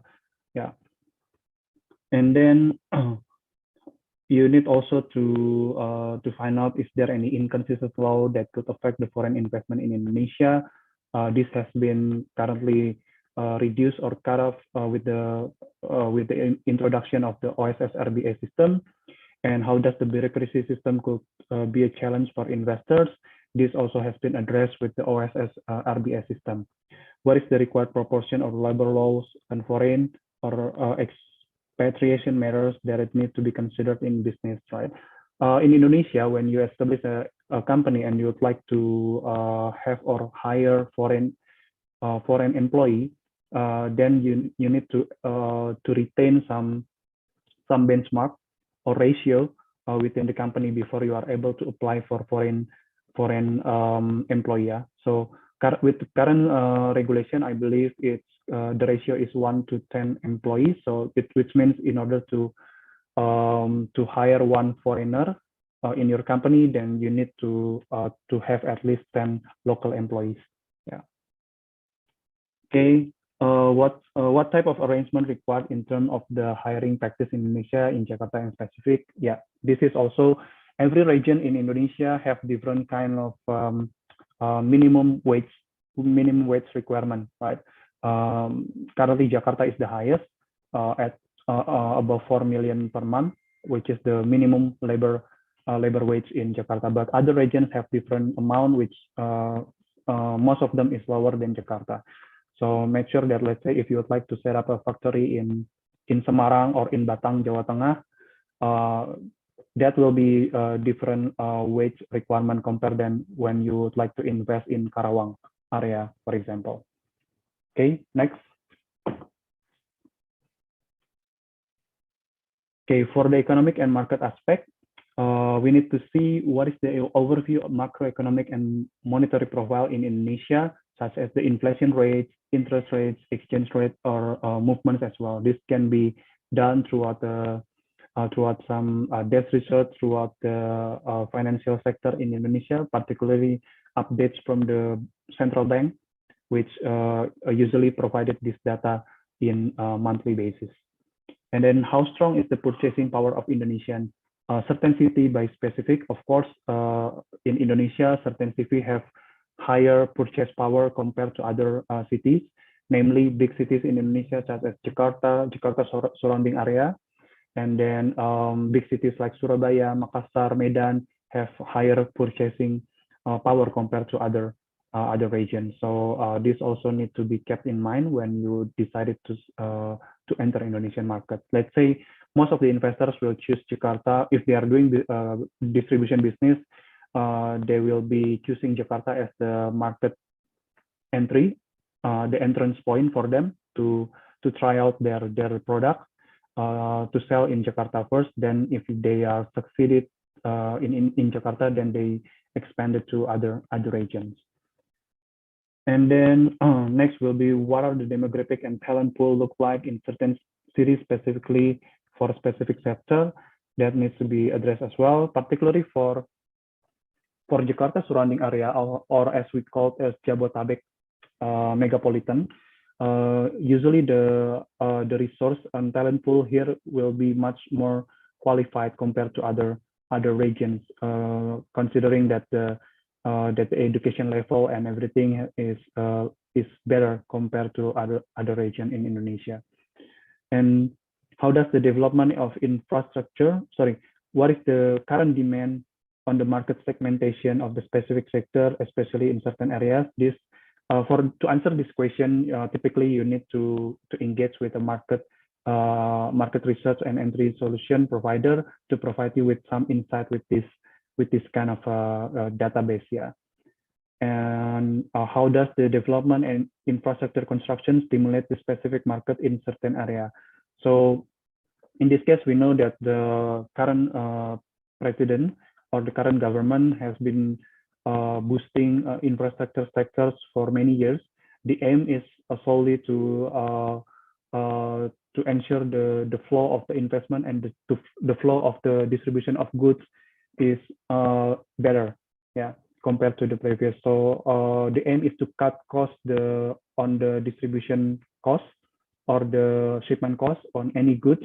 So that's why, let's say, if we are looking at the progress of the infrastructure development in Indonesia in recent years, that will be very beneficial for companies who is dealing with distribution activity, because the access of distribution has been really improved by the government, which will be definitely time saving and cost saving as well. And then next will be the social and cultural aspect. So we need to see what are the factors that could induce the social conflicts between the locals and the business operation in Indonesia. So this is a quite sensitive area if you are investing in non-capital area or in a remote area in Indonesia. You need to see the demographic on that particular location. What are the people aspiration on the foreign investment there, and then how are they doing? If possible, you also need to involve or to gather resources that you require for the labor within this community as well, just to ensure that everything you also contribute with the development of the surroundings area where in the area where you are investing. Okay. Next, what is the composition of local labor in terms of linguistic and business skill and its impact to the business, right? As I mentioned, that mostly currently in Indonesia, the current generation has been bilingual able or standard. So that's why in terms of language barrier has been minimalized right now. And then also the skill set have been improved, because in Indonesia, we outside the regular university or regular high school, we have also the vocational high school and vocational school that are spread out throughout the region. Mostly these vocational schools are aiming for the tourism business as well as the industrial and manufacturing business as well that can be utilized. Yeah. And are there past even practice in dealing with labor conflicts and the labor association? This also need to be considered. What kind of past practice in dealing with labor conflicts in labor association in Indonesia? So mostly this has been addressed with the implementation of the new Omnibus Law, whereas actually there has been a win-win solution between the labor as well as the employer, yeah, in Indonesia. Then what are the impacts of common religious practice rituals to the business operations? Basically, this will not be a major concern in Indonesia because in terms of these practices, we are doing very well, and then we are actually becoming the example of another countries in dealing with this topic. Yeah, particularly probably the only consideration is that sometimes some investors think that the holiday in Indonesia is higher compared to other countries, right? Because we have quite many holidays compared to other region, and mostly those holidays is related to the religious festive holidays. Right? And then, are there any past experience in dealing with conflicts between the local communities and immigrants, including project employees, the laborers, and the tenants towards different culture, origins, and background? Yeah, there has been several cases in the past, but then with the recent development and then the recent openness of the Indonesian government itself, as well as the community itself, this almost never been the case anymore, right? So there are a lot of companies right now who is mixing the composition of their labor or employee structure with local Indonesian employee and some foreign employee as well, which proven to be very, very beneficial, because the foreign employee can transfer their knowledge to the local employee, because this is also part of their requirement as well to work in Indonesia, that they have to transfer the knowledge to the Indonesian employee. Next. Okay, then the next step is that to conduct research on the competitor analysis, particularly when you find out the typical competitor that exists already in Indonesia compared to your business, then you need to see this criteria in order to determine if the competitor is, if you able to compete with this competitor, yeah, when you are present in Indonesia. So we need to find out about the market size and the players itself on your particular industries, and then also the target segmentation of this competitor, whether the competitor, although having similar industry with you, do they have the different target segmentation with yours? If yes, then that will be one of the positive consideration as well to enter the Indonesian market despite the competitor presence in Indonesia. And then you need to elaborate about the customer behavior analysis in Indonesia to investigate on how customer engage with your company. Yeah. And then also considering the market growth, the increase or decrease in the size of market for a good or for the goods or service over the time. Yeah. Whether the market growth in Indonesia is more dependent on the goods or dependent on the service. Yeah. Market trends and development, analyze the past and current market behavior and patterns of the market and consumers as well, as I mentioned, depending on the global trend as well. Normally, Indonesia will follow, as I mentioned as well in the early presentation, is that in the past 2 years, for example, Indonesia has been flooded with the investment from the technology sector, creative technology sector. Many startups are emerging, both in local startup and foreign startup in Indonesia, to try to introduce their solution, their creative solution that then can be offered to the public. Yeah, and then they can compete on that based on the public interest on that particular technology. Okay, next. Okay, so when we formulate the market entry strategy by target screening and pick the right partner, then as I mentioned that you have several options of the model that you can choose when you are entering Indonesia. Yeah. So the first model will be exporting and trading, or we can say distribution. There is particular example for this if you know Amway, direct selling company who is also distributing many kind of products in Indonesia, namely cosmetics, medical devices, household products as well. So basically, they are doing direct and the indirect sale of goods and services through their third-party resellers and distributor in Indonesia. We know that Amway is utilizing a third-party distributor, mainly not even company, but also retail distributor, means that personal distributor or agents, we can say. Yeah. So in this way, there is some positive or there is some takes on this method, is that by following this method, you don't need to invest in production facilities because you are only doing import, yeah, from the country of origin. But the importation will require the product to be registered in the specific institution in Indonesia. Let's say if you are importing food and beverages, then you need to register this to the BPKM, or the Indonesian Food and Drugs Agency. Then when you get the license, typically if you don't presence in Indonesia, then your distributor will be the one who is registering this to the institution. Yeah, so that the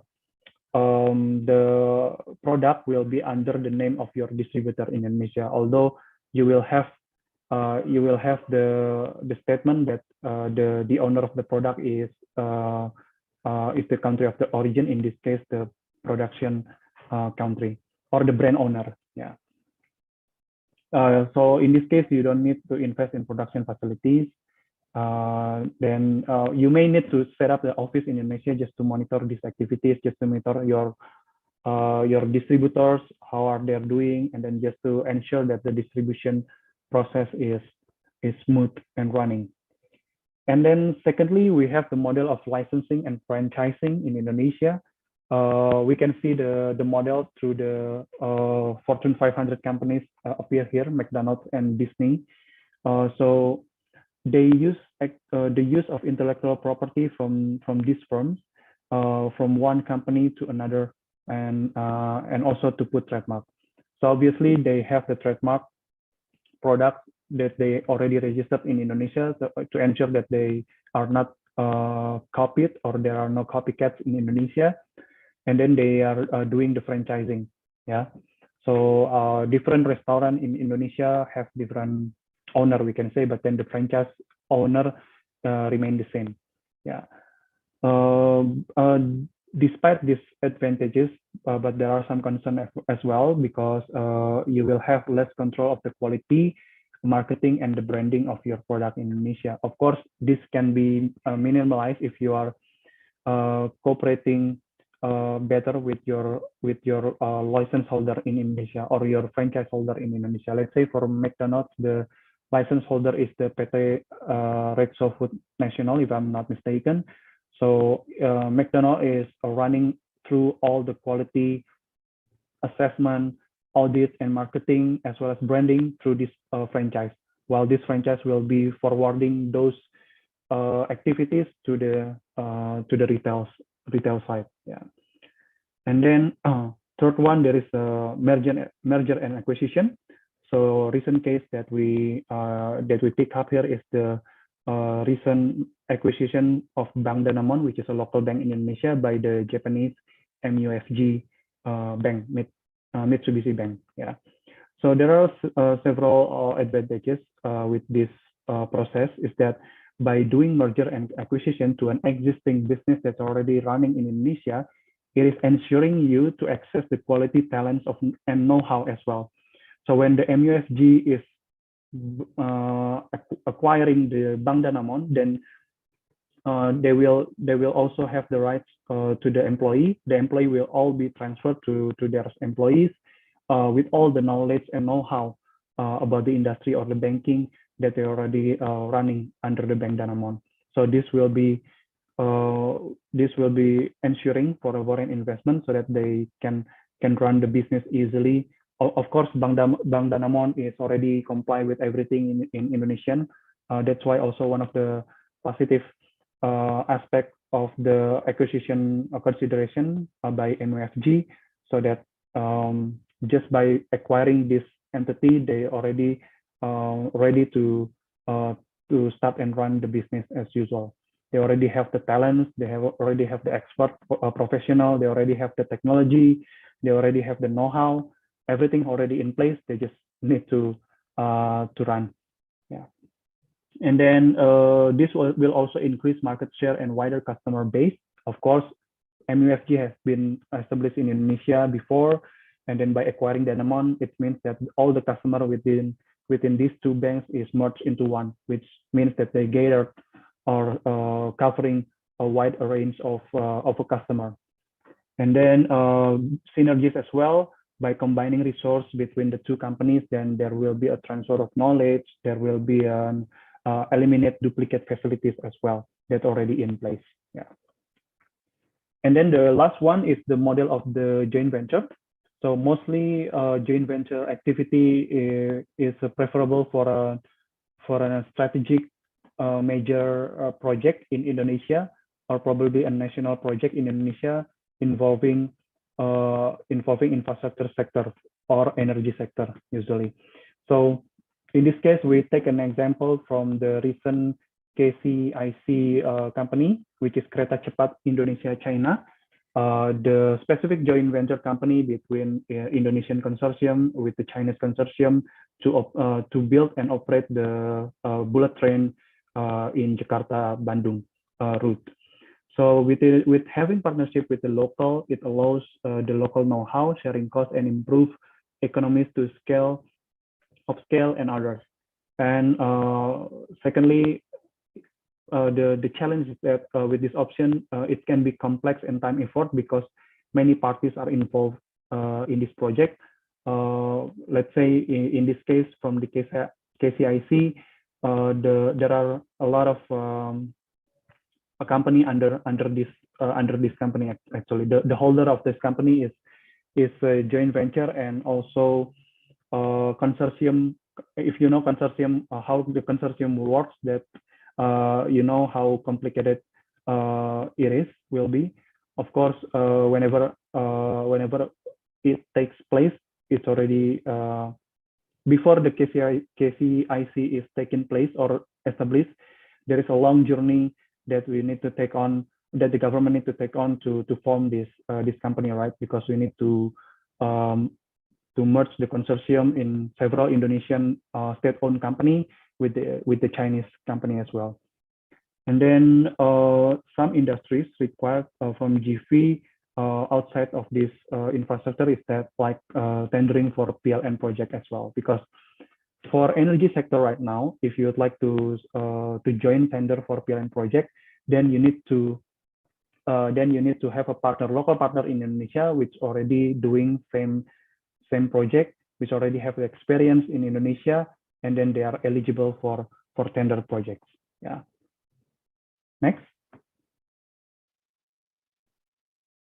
Okay, for the transaction process, this is when you have to consider about the transaction model that will occur when you establish the company in Indonesia.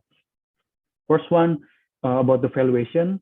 So you need to define what is your company worth before you enter Indonesia, and then what kind of acquisition and asset that you would like to add in Indonesia when you enter Indonesia market.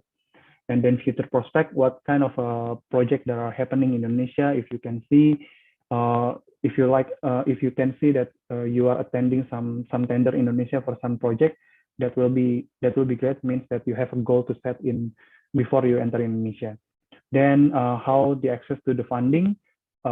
This also some consideration on how you access loan or lease by the local bank or international bank or some capital venture from outside Indonesia.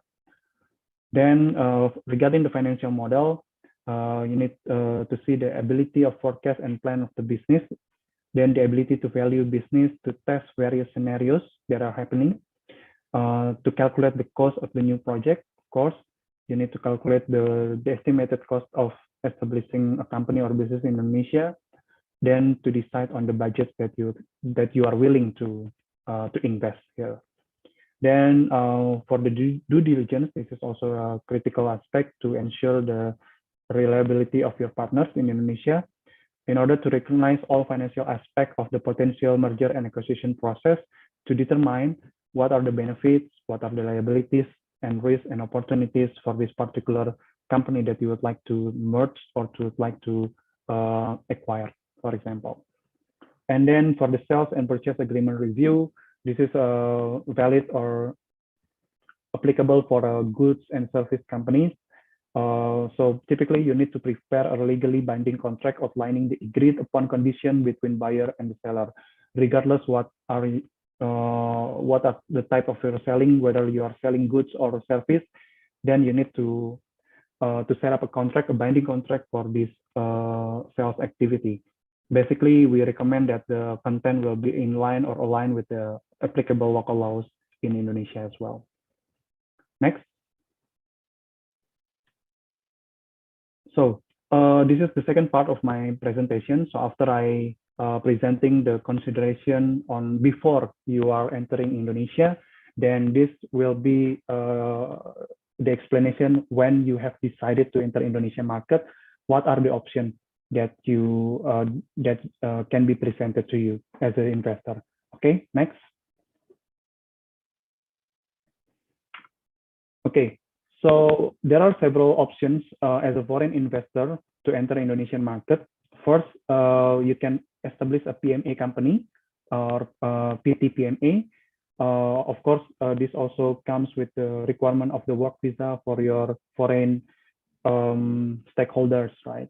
So in this case, the process itself will take around 1.5 months overall, and then applying the work visa for your foreign stakeholders require additional around 2 months. Yeah, and then the setup requirement in Indonesia generally you will need minimum two shareholders. Yeah, so in Indonesia doesn't recognize one shareholder or sole shareholder.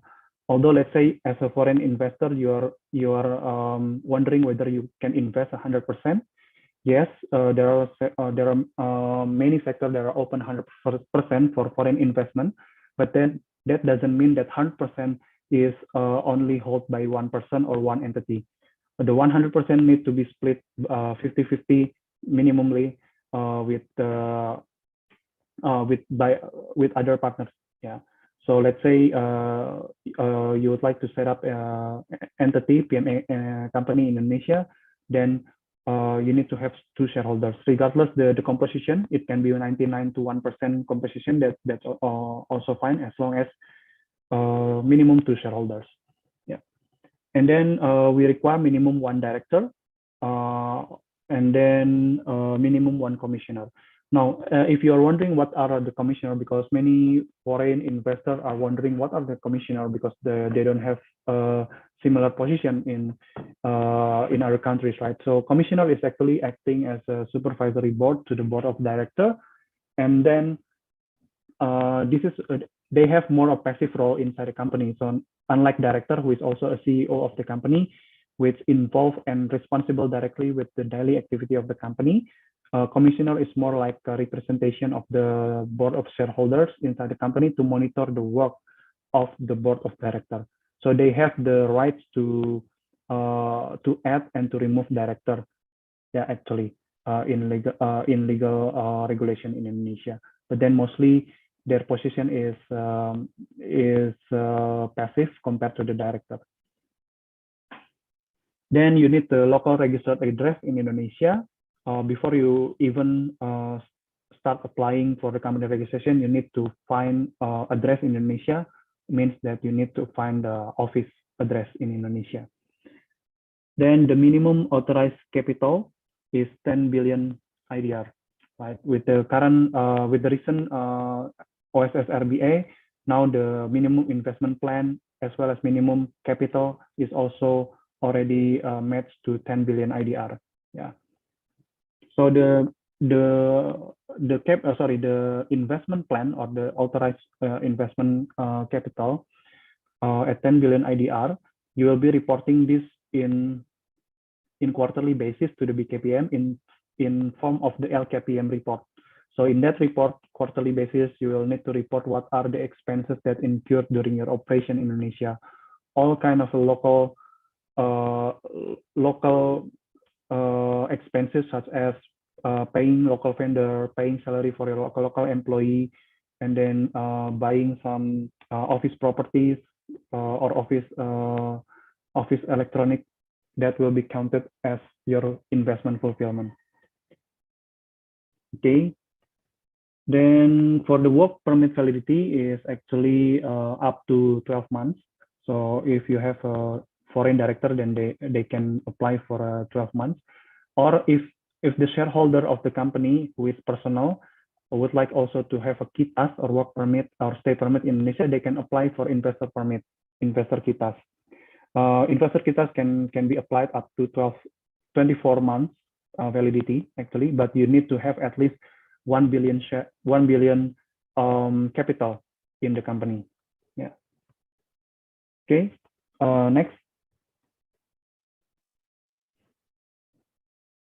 Okay. This besides of the PMA company, which I have been explained previously, the second option of a foreign direct investment when they are entering Indonesia will be Indonesian Representative Office or KPPA. Yeah. So this is a kantor perwakilan. This is typically suitable for investors who actually would like to test the water in Indonesia.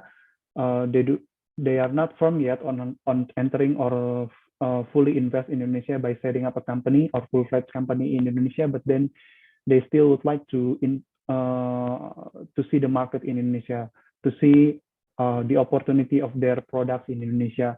Then, if that's the case, they need to consider establishing the KPPA instead, because the KPPA doesn't have the investment requirement, doesn't have also the capital requirement. So you can set up a KPPA, you can appoint a chief of representative office, can be foreign and can be local in Indonesia, and then to run the business. But then this type of entity, you are not allowed to generate revenue in Indonesia, and you are not allowed to generate invoice as well. So clearly, this is as a license office. You are not allowed to generate any revenue. Yeah. So you can act as a liaison between the potential customer in Indonesia with your foreign headquarters. Let's say you would like to introduce some product to your customer in Indonesia, and then your customer is interested to buy. The transaction cannot be happen between the RO and the customer, but the RO need to connect the customer with the headquarters in outside Indonesia to connect directly with the transaction. Even the RO cannot do importation as well. Yeah. So in order to establish a RO, you need to have an established entity first in the foreign country. Let's say you are coming from Singapore, then means that you need to have an entity first in Singapore in order to set up the rep office in Indonesia. So if you are only an individual, you don't have any entity in your country of origin, but then you cannot be eligible to set up the rep office in Indonesia. The requirement is only one chief or representative office. There is no director, there is no commissioner, there is no shareholders, and local registered address is still required. Yeah. For RO, they can apply for work permit as well, same as PTPMA, and then you can do the research and marketing activities in Indonesia. Yeah, as long as you do not generate any revenue in Indonesia. Okay. So for KPPA also there are several type of KPPA or rep office that you can consider depending on your business activity. If you are dealing like with the general business activity like distribution and manufacturing, you can choose a general KPPA. If you are a manufacturing company, actually you can choose a KP3A, which is a specific RO for a trading company. And then if you are a construction company, then you need to open a BUJKA or BUJKA, which is a specified rep office for a construction company. Yeah, for BUJKA, you need to partner with the Indonesian construction company in order to join the tender in Indonesia. And lastly, there is a KPPA Migas as well, which is specifically for oil and gas company in Indonesia. Yeah. Okay. The license for this rep office is valid for 3 years. Yeah. And then after 3 years, actually, the government is ideally expecting that you will invest directly as a PMA. But then, if you are not ready yet, still you can extend your license. Yeah. Next.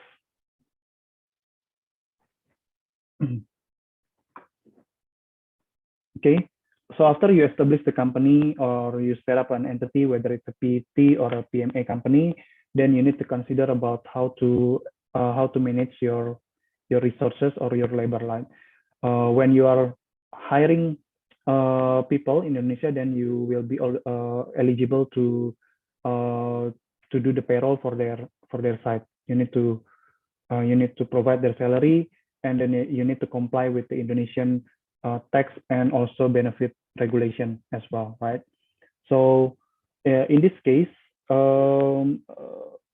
yeah, you need to have a local employee who have the citizen ID, their tax ID, family card, and bank account as well.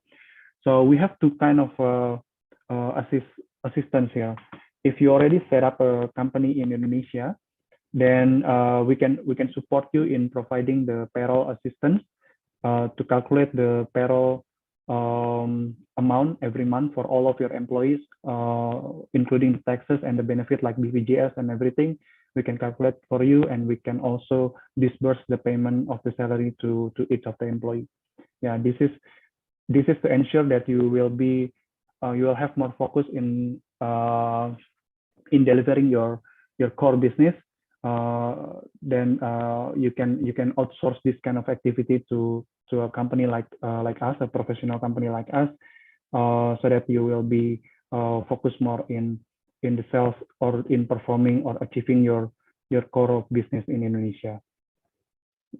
And then if you do not have any entity as well in Indonesia, but then you would like to hire people in Indonesia to act on your behalf, then you can also do payroll for them.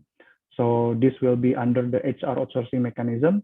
So the employee or the local resources will be put under an Indonesian legal entity, as an employee, and then they will be working on your behalf, but the payroll will be managed by this particular company. Yeah. And then recruitment is also vital. So we provide the recruitment service to find a suitable candidate for you, and then based on your requirement as well. Next. Okay, the other concern or the other compliance that needs to be taking notes if you already have entity in Indonesia is that about the employee and corporate income tax. Yeah. So in Indonesia, the income tax rate is based on the tiering method. So annual, depending on the annual income, as you can see, the percentage of the income tax rate is progressively according to the annual income amount. So from 1 to 50 million, the tax rate is 5%. Then 51 to 250 million is 15%. 251 million to 500 million is 25%, and above 500 million is 30%. But it doesn't mean that if you have a salary of 600 million per year, it is directly cut by 30% of those amounts, 600 million. So it means that, as progressively mentioned in this table, is that the first portion of your salary, which is 1 to 50 million, will be taxed 5%, and then the next portion of 51 to 250 million amount of your salary will be taxed 15%, and then so on until the 30%. Yeah. So it is gradually taxed, yeah, not directly cut from the amount of your annual income. Then for the corporate income tax rate, actually, generally speaking, we are looking at 25% of the income tax rate, but this applies if the company already surpassed 4.8 billion in annual turnover. Yeah. Before you hit 4.8 billion in turnover, you will be taxed 0.5% flat rate, but that will be from your revenue. Yeah. So the 25% rate is applicable to your profit. But then if you haven't reached 4.8 billion turnover, you will still have a flat rate of income tax at 0.5%, but then it applies from your revenue. So it will be regardless of your experiencing loss or profit, you will be still taxable by 0.5% from your revenue. And then the difference with the other sector as well. Other sector have their own rate as well, like public company with more than 40% of share trade in the Indonesian stock exchange is applicable 20%. Companies with a gross turnover below 50 billion is 12.5%. And companies with the gross turnover below 4.8 billion is 0.5%, as I mentioned before. In Indonesia, we do have the value-added tax as well. Or in Singapore, you can in line with the GST rate there. So this is applicable for goods and services, purchase of goods and services at 10%. And we do have several withholding tax depending on the transaction that you are incurred. So like the interest and dividends and royalties, there is a 15% of withholding tax. For services, there is a 2% of withholding tax. For example, like you are purchasing a service for a vendor in Indonesia. You are an Indonesian company purchasing a service from an Indonesian company. The Indonesian company will provide you invoice with 10% VAT. And you have the right to deduct 2% when you are paying that invoice, because you have to deduct the service withholding tax here. Then for land and building rental at 10%, and also there is withholding tax for transferring money outside Indonesia, which is generally applicable at 20%, but depends on the double tax treaty agreement between the two countries, between Indonesia and the licensing countries.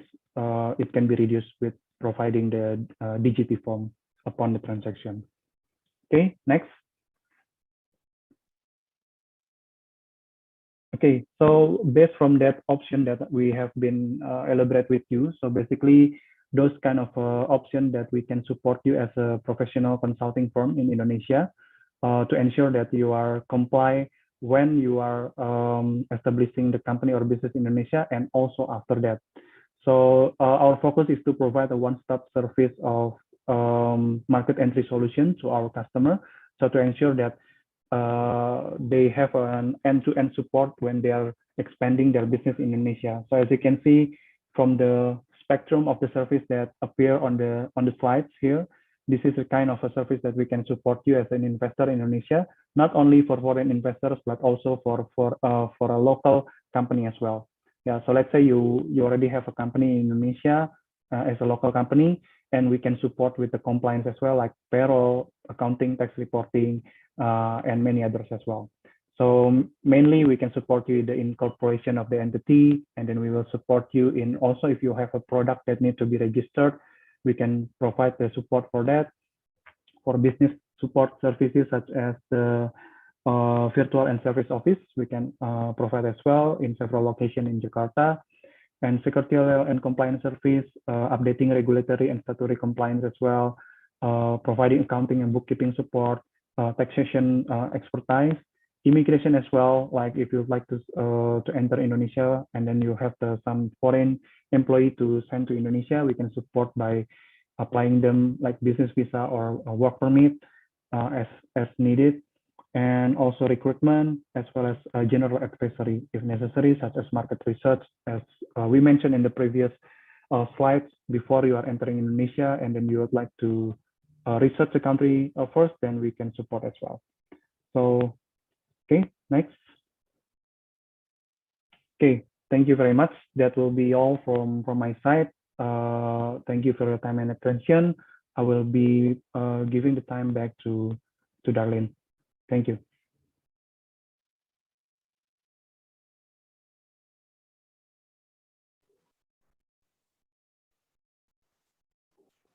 Thank you, Kak Pandu, for the details on the market entry strategy. As you can see, there's a lot of reason as described to invest in Indonesia. I'm sure by conducting research I'm sure by conducting research first and choose the correct partner is one of the things that makes the foreign direct investment and domestic investment successful. Now we will move forward on the discussion related to the regulation in Indonesia about legal and immigration aspect of foreign direct investment in Indonesia by Pak Edy Tarlesno, our head of legal from Cekindo. Please, Pak Edy, go ahead with the presentation. Okay, thank you, Bu Darlene. Good day, everyone. So I will be bringing about the legal and immigration aspects of FDI in Indonesia. Next slide.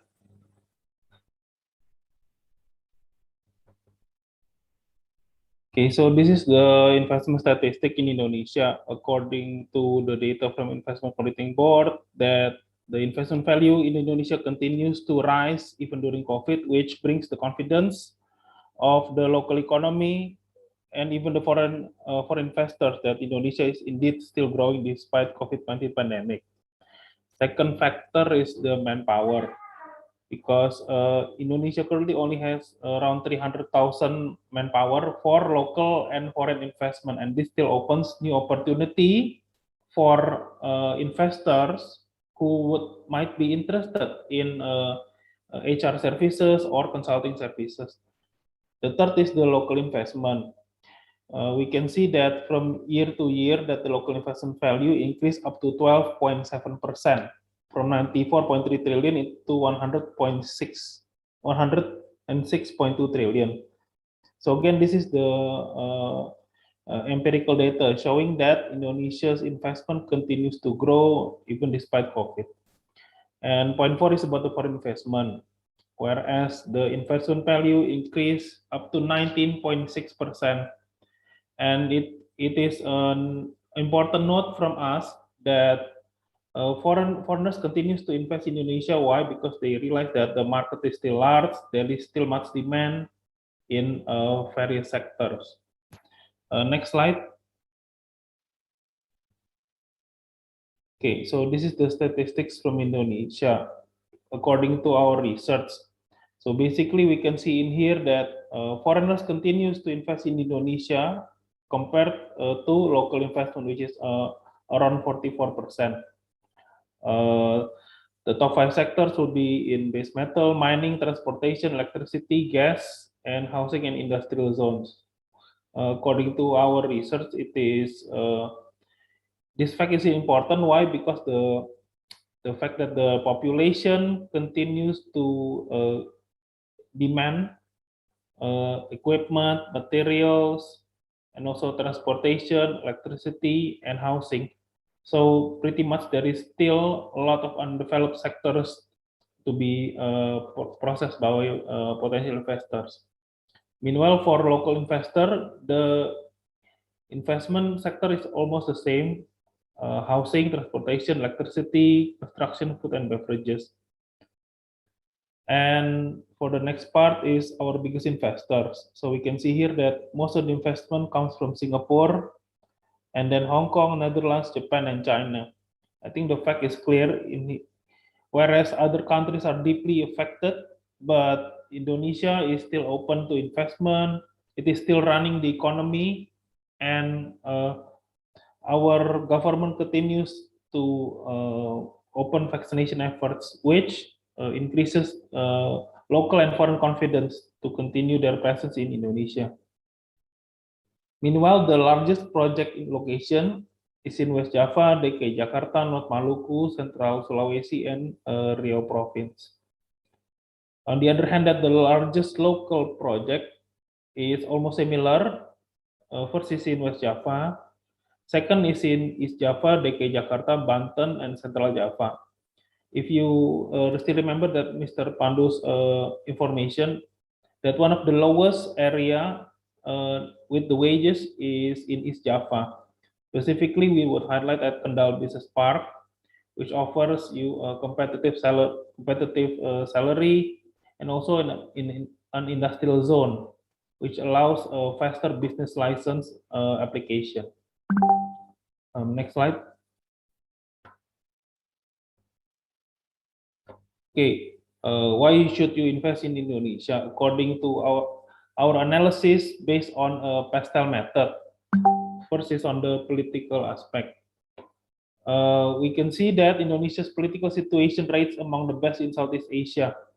If any of you is aware that other regions had recently political turmoil, Malaysia, Philippines, Japan.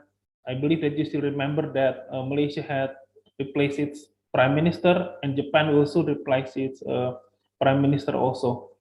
On the other hand, countries are experiencing lockdown in Southeast Asia region. Singapore, Australia, Thailand, Vietnam, both, I believe all countries are still in lockdown, and this deeply affects the economic activity. And these are not experienced by Indonesia. Secondly, is the economic opportunities. Based on the data of the census year 2020, that 74 million citizens are young generation, meaning from infant to millennials. And this really opened the opportunity for a niche market segment. And the next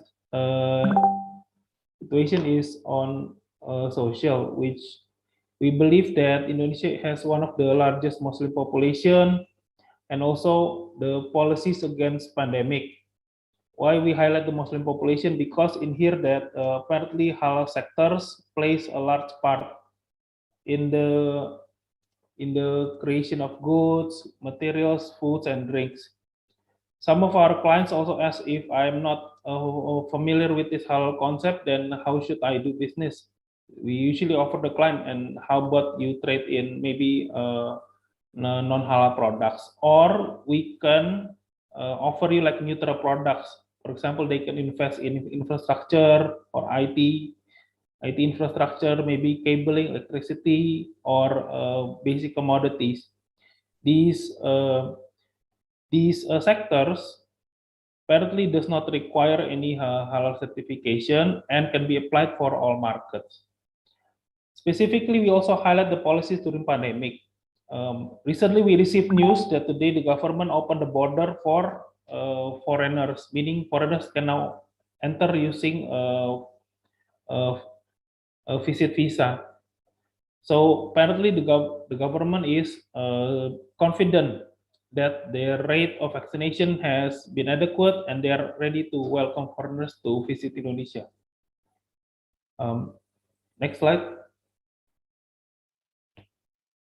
Okay, the next slide is for the attention of the foreigners.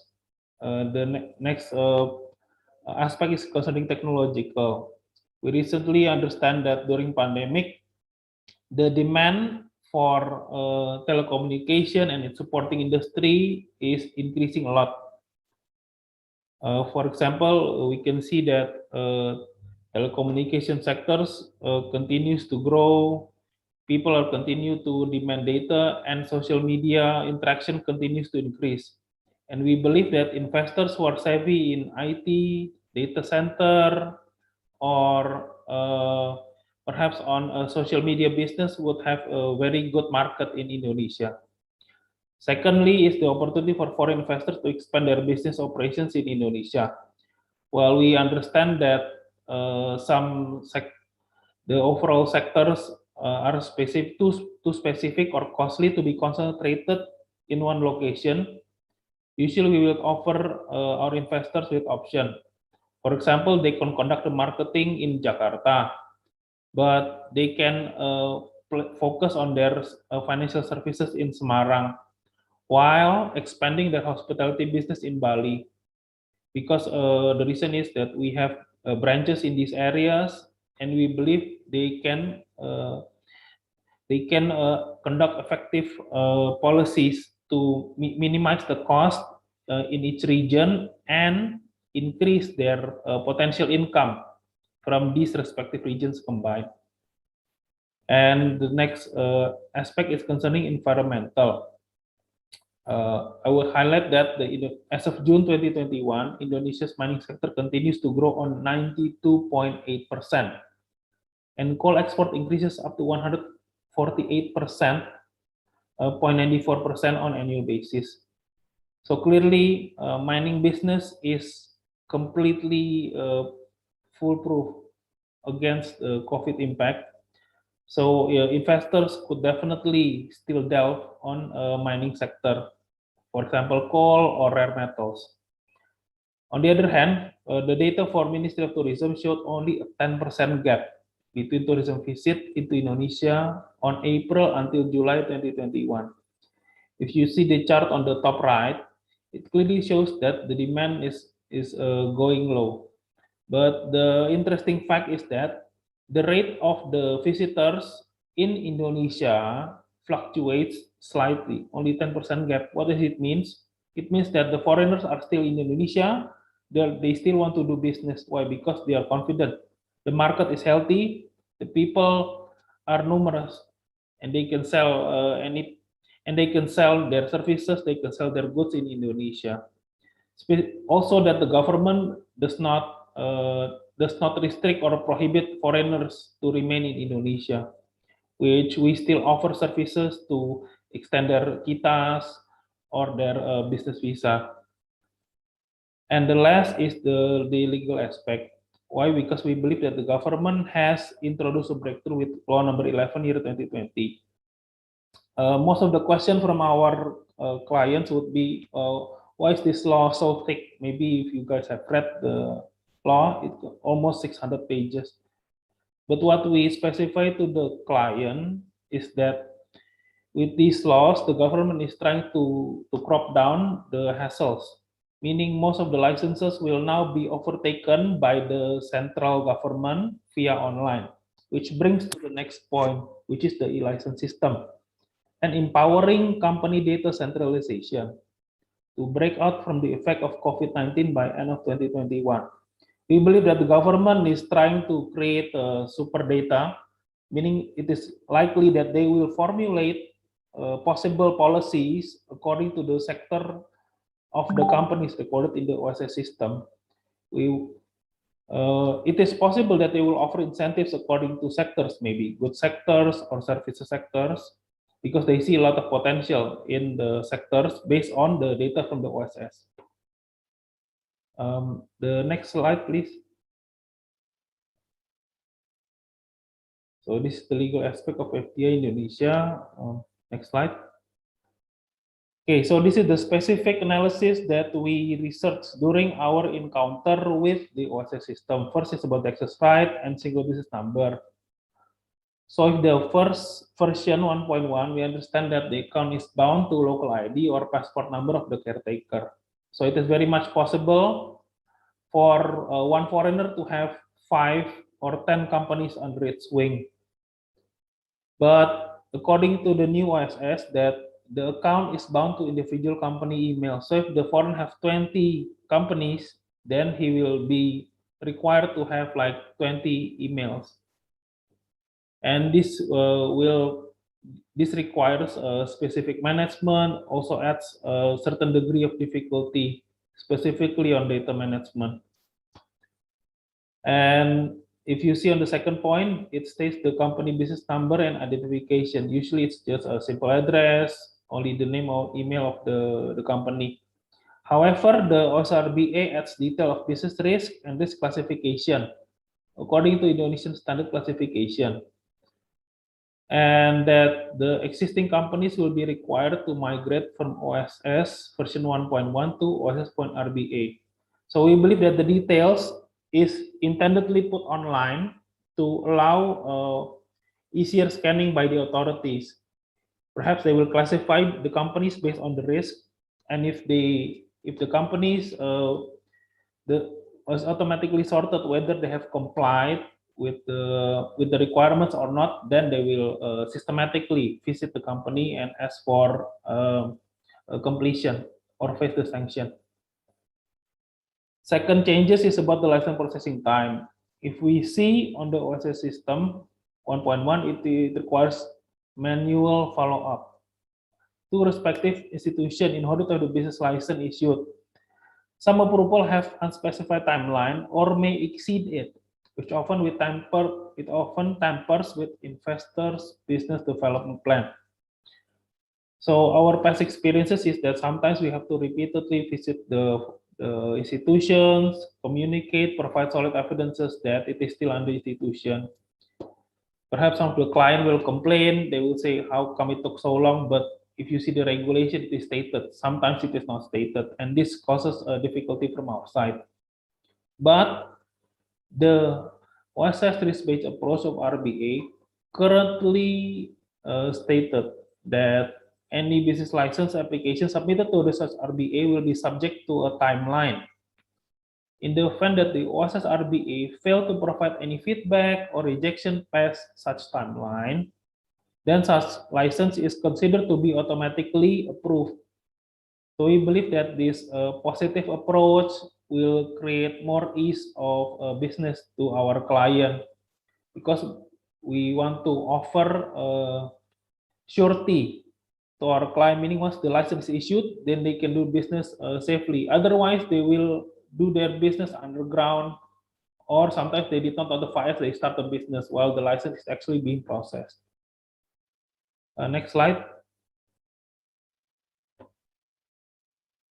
Okay, so this is the sample of the Oss Rba, the new OSS Rba. So basically, the document will state the company NIB number. It also will integrate licenses necessary for company operations, including customs license, social insurance. If you see further, now the Oss Rba emphasizes on BPJS Kesehatan and BPJS Ketenagakerjaan, and also the WLKP, wajib lapor ke tenaga kerja di perusahaan. So clearly Oss Rba emphasizes compliance for these 3 aspects, which in the past were separate. And the next page is the details. So this is a sample of one of the companies that we are interested to run, in which, for example, there is the NIB details, the company engages in food and beverages trading, and there is the company address. The OSS allows virtual or service office depending on risk or categories. So now what the government do via the OSS official, they can visit or correspond to the company address on impromptu basis. Usually they will visit, they will notify via email. Sometimes they will visit via impromptu. In that case, usually we can assist the client on document side, but for the material aspect, we will inquire to the client first. And the next section is the company risk classification, meaning higher risk will require more licenses. I will elaborate on the next slide. And this is the last box, details about the existing ongoing permits. Next slide.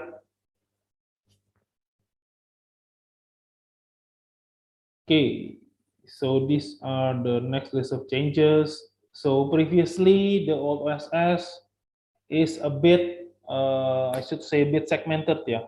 Why? Because when we apply via OSS, then we need to apply to separate ministries, different business activities with different ministries. So you can imagine if the client has 3 KBLIs with 3 different ministries, and sometimes the ministry will require the license approval to be done in sequences, and this prolongs their activity. So with OSS Rba, they are allowing integration for 16 business sectors, from marine fisheries until employment. So if you guys have ever used the OSS Rba or will use the OSS Rba, you will realize that now almost all applications can be done online. The key is to ensure the accuracy and the legality of the online documentation and maintain safekeeping of such documentation. So in case of additional queries, investigations, or visit, you can simply produce the document to the officer. And the last part is the supervision. In the past, sometimes our client will be visited by numerous officials from the Office of Manpower, sometimes from the OSS, sometimes from the tax office. And this creates a certain headache here, because different in ministry have different requirements. But now with OSS Rba, the news is that the supervision system will be conducted via online, and it will be uniform. Meaning they will usually notify us first, they will ask for the requirements. If we fail to provide the requirements within the deadline, then they will seek either another notice or they will physically visit to the company domicile if necessary. So we believe that the OSS Rba creates a breathing space for our client, because we understand when client makes business, sometimes they have a small lack on the compliance side, which we can assist to fulfill and to submit to the OSS system on time. Next slide. Okay, this is about the tax incentives. If previously there were no tax incentives on the OSS system, now the government is promoting import duty incentive for machines, goods, and materials from free trade zones or free port zones, special economic zones, or bonded storage. So if you are aware of, for example, Kendal Industrial Park, which is in Central Java, it is quite famous. It is near Semarang. So if you guys are willing to invest in large projects, you might want to consider opening in Kendal. Or if you seek for closer region near Singapore, maybe you want to open in Batam. The reason is because of these incentives. You will receive import duty incentive for machines, goods, and materials, and you will receive it for 2 years of work for import duty incentives. Of course, the sector needs to be in accordance with the regulation, specifically for construction and production development such as electric power plant, coal mining, or government contracts. In addition, the companies in special economic zone will be granted with corporate income tax incentives or income tax facility for capital investment in specific business and or regions. And lastly, the companies domiciled in those zones will receive 20% income tax deduction for interest-based incomes, including premiums, discounts, and rewards pertaining to the received debt payment or obtained by foreign tax. So we have some clients who are really interested to expand in these industrial zones because of the incentives. The point is that the company should have a solid plan when they want to expand their business. So when so that they can start the preliminary information, and we can immediately register their licenses and necessary business permit. Next slide. So this is the general requirement for foreign capital establishment based on OSS Rba. If previously minimum authorized is 10 billion, paid up 2.5 or 25%, and they can still access the current OSS account. Right now, it is the minimum paid is 10 billion. Perhaps some of our clients are terrified when they see the latest news. They say, I don't have so much money. How can the government, Indonesian government, ask for 10 billion? I should stop investing in Indonesia. We decided to discuss with the authority and to the notary, several notaries. They say currently that the capital injection can still be accommodated by statement of letter from the shareholder.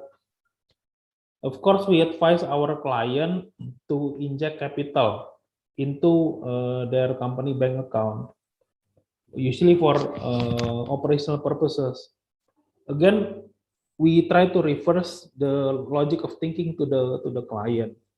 I mean, with this 10 billion and with so many companies, foreign companies located in Indonesia, would the government dare to strictly enforce the paid up capital 10 billion? I'm sure the government can imagine how much foreign capital will be fleeing from Indonesia if the government strictly impose this capital requirement. So which is why we have confidence that perhaps the government will have some technical regulation or ease of business according to this paid up capital. We are trying our best to reassure the client that the capital does not immediately need to be paid, and we are confident that once you run your business, surely you will have some profit. Then you can inject slowly into the company bank account, because as far as we know, that until now we have not heard any cases where the government cracks down on company who failed to pay the minimum capital of 10 billion. So we hope this regulation can be further specified or to be eased in order to invite more foreign investment. Second is shareholder.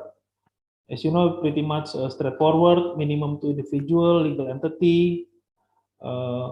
We have our, so basically the entity, especially the shareholders, we usually will scrutinize it, their profile, their records, according to the company law, because we understand that if the company has issues on legal cases, usually we will advise them to change the individual or the legal entity. Second, the share ownership shall refer to the KBLI and Indonesian negative investment list. Yes, we understand that most of the KBLIs are open, but again, we advise our client. Usually, we will ask them, what kind of business do you want? Please provide 3 or 4 business activities so we can narrow it down to the KBLI.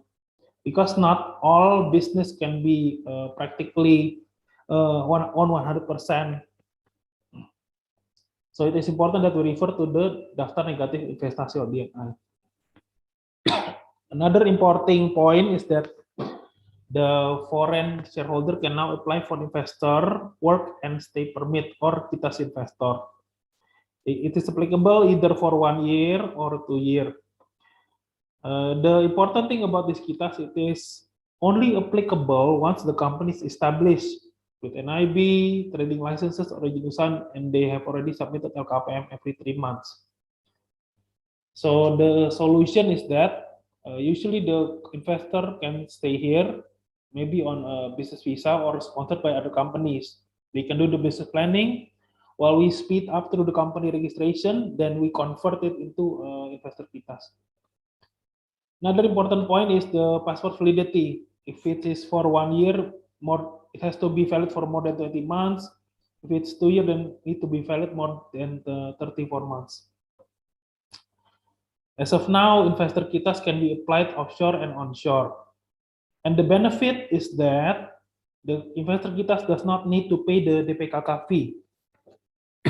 If you are aware, every time a company sponsors a foreigner via kitas, they must pay 1,200. Okay. And next is the manpower employment. We encourage investor to employ local staff acting as HR. Why? Because foreigner cannot sign employment agreement. It must be signed by a local person. Next slide.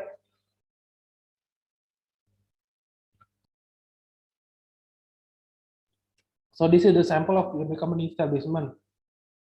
One of the most popular is 70209, which is under management consulting activity, or KBLI 6111, which is property rental. Based on a personal experience, we can complete this in 2 weeks and 4 working days until the OSS license registration. It includes the business license or izin usaha. Why? Because it is really specific based on the KBLI. The condition for these 2 weeks and 4 working days is that the client is located in Indonesia. To complete of signing, the company is domiciled in Jakarta,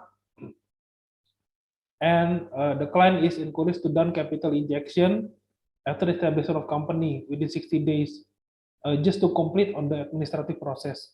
Next slide, please.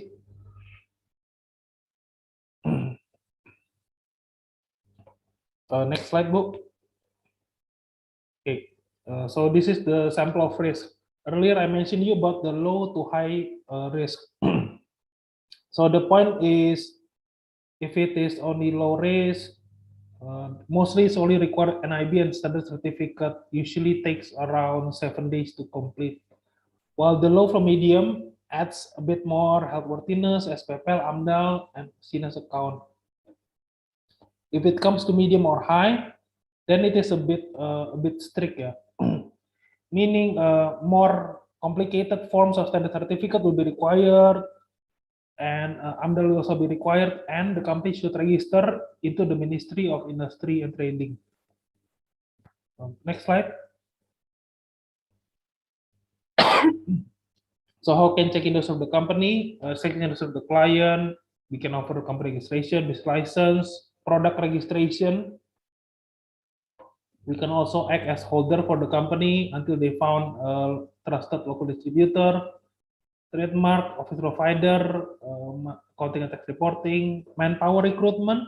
We can interview the person on your behalf according to the specification and salary wage. Also, we can handle the work permit and visa application. Most of our clients subscribe to this service. Why? Because as soon as the company is established, they want to invite their foreigners or to sponsor themselves, either as director, commissioner, or shareholder. Next slide. Okay, I guess that is all. If you have any queries, please do not hesitate to contact me. Thank you. Back to Bu. Thank you so much, Pak Edy, for the discussion related to the regulation of the Rba, and also more in depth regarding the regulation in Indonesia and immigration as well. So now we will move forward to the agenda that we have been waiting for, is the Q&A session. So as I mentioned previously about the question that you can directly ask to the live chat. So anyone have any questions, please also mention the attention to like the questions supposed to be to one of the speaker. And so we will be waiting here for your questions.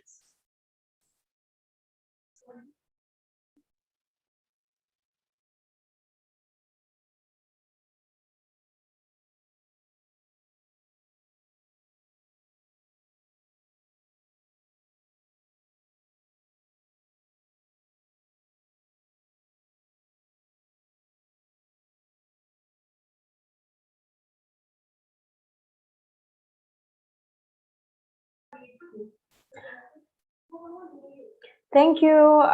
We have a question from one from Yumna Sofyan. So to anyone that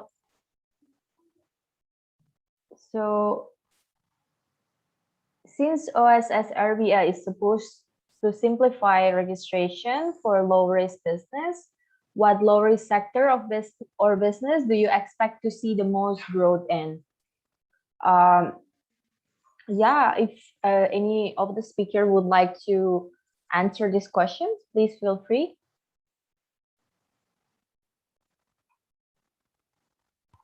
Okay, Darlene, I think I would like to start to respond to the questions. Thank you, Pak. Yes. With regard to the low-risk sectors, of course, firstly, in terms of the scale, we are expecting more micro and small scale business activities will be mostly growth in the near future in all sectors, especially, of course, in services and trading and manufacturing sectors, especially the micro and small scale, the business activities with a startup capital of less than 5 billion IDR, because we categorize micro is business activities with startup capital up to 1 billion IDR and small is up to 5 million IDR. Secondly, if we checking out the appendix 1 of the GR5 of 2021, actually most of the low risk business activities lies on the trading sectors. So I think more business activities will move towards the direction as well. Okay, thank you. Thank you, Pak Rizky, for the information. So, Yumna, I hope that all the information is already quite clear from Pak Rizky.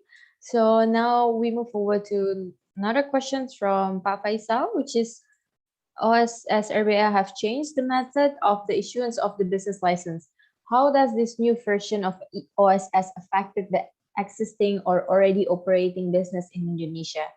This question is for Pak Rizky or Pak Edy. Since Pak Rizky already answered, maybe it can be to Pak Edy.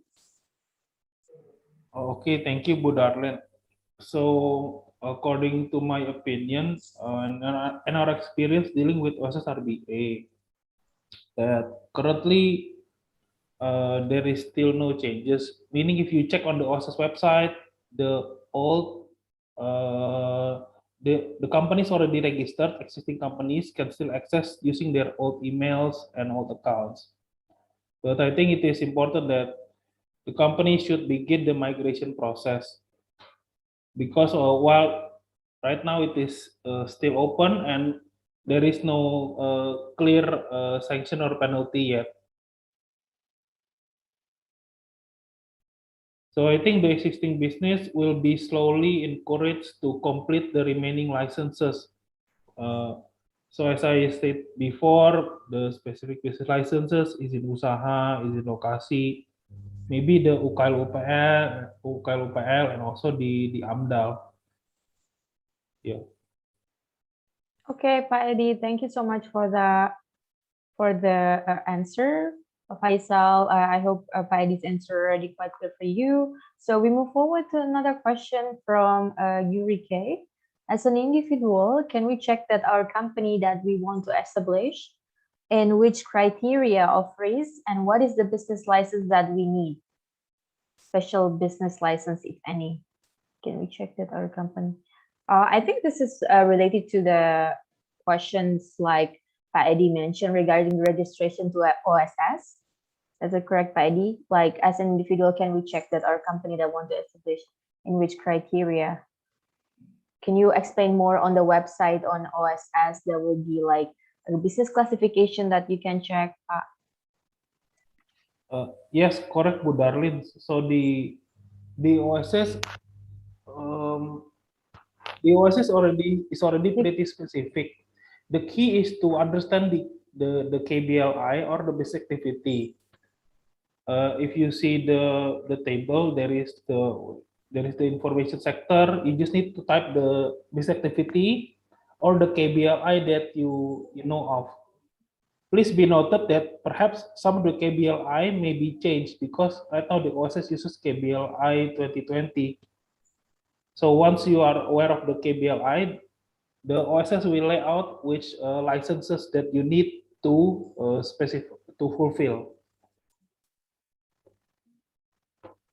Okay, thank you, Pak Edy. So we move forward to the question from Steffi Kumaisa.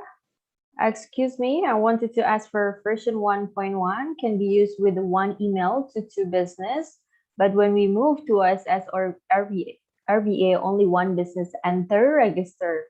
So one business again is not available. How do you do that? So if any speaker would like to answer for this question, please.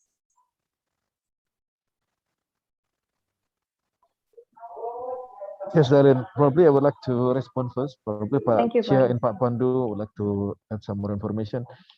Ibu Septi, you are correct that by using OSS RBA, one email is only work for one company. So if you have two different companies with two different articles of association, so you need to register one email each company.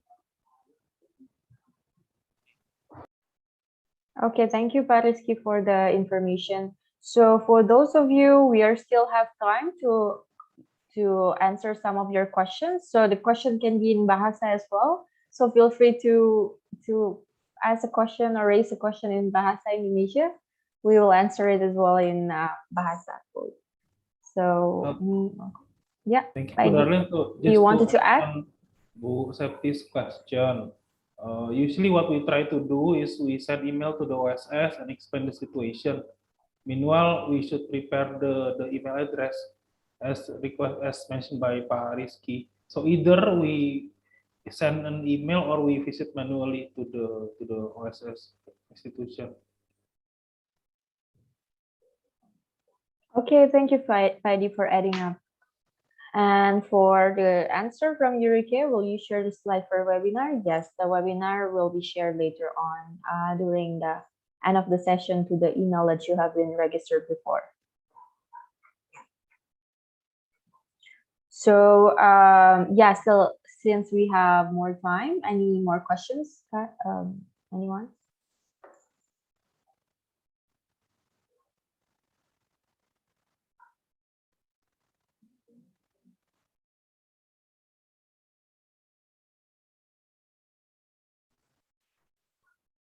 So since I can see that everyone already quite clear about the information, and since there is no more question left, looks like we already end to the webinar session. We're already reaching the finish session. So please be informed that we will send you all the material of this webinar and recorded version, as well as on Cekindo's YouTube.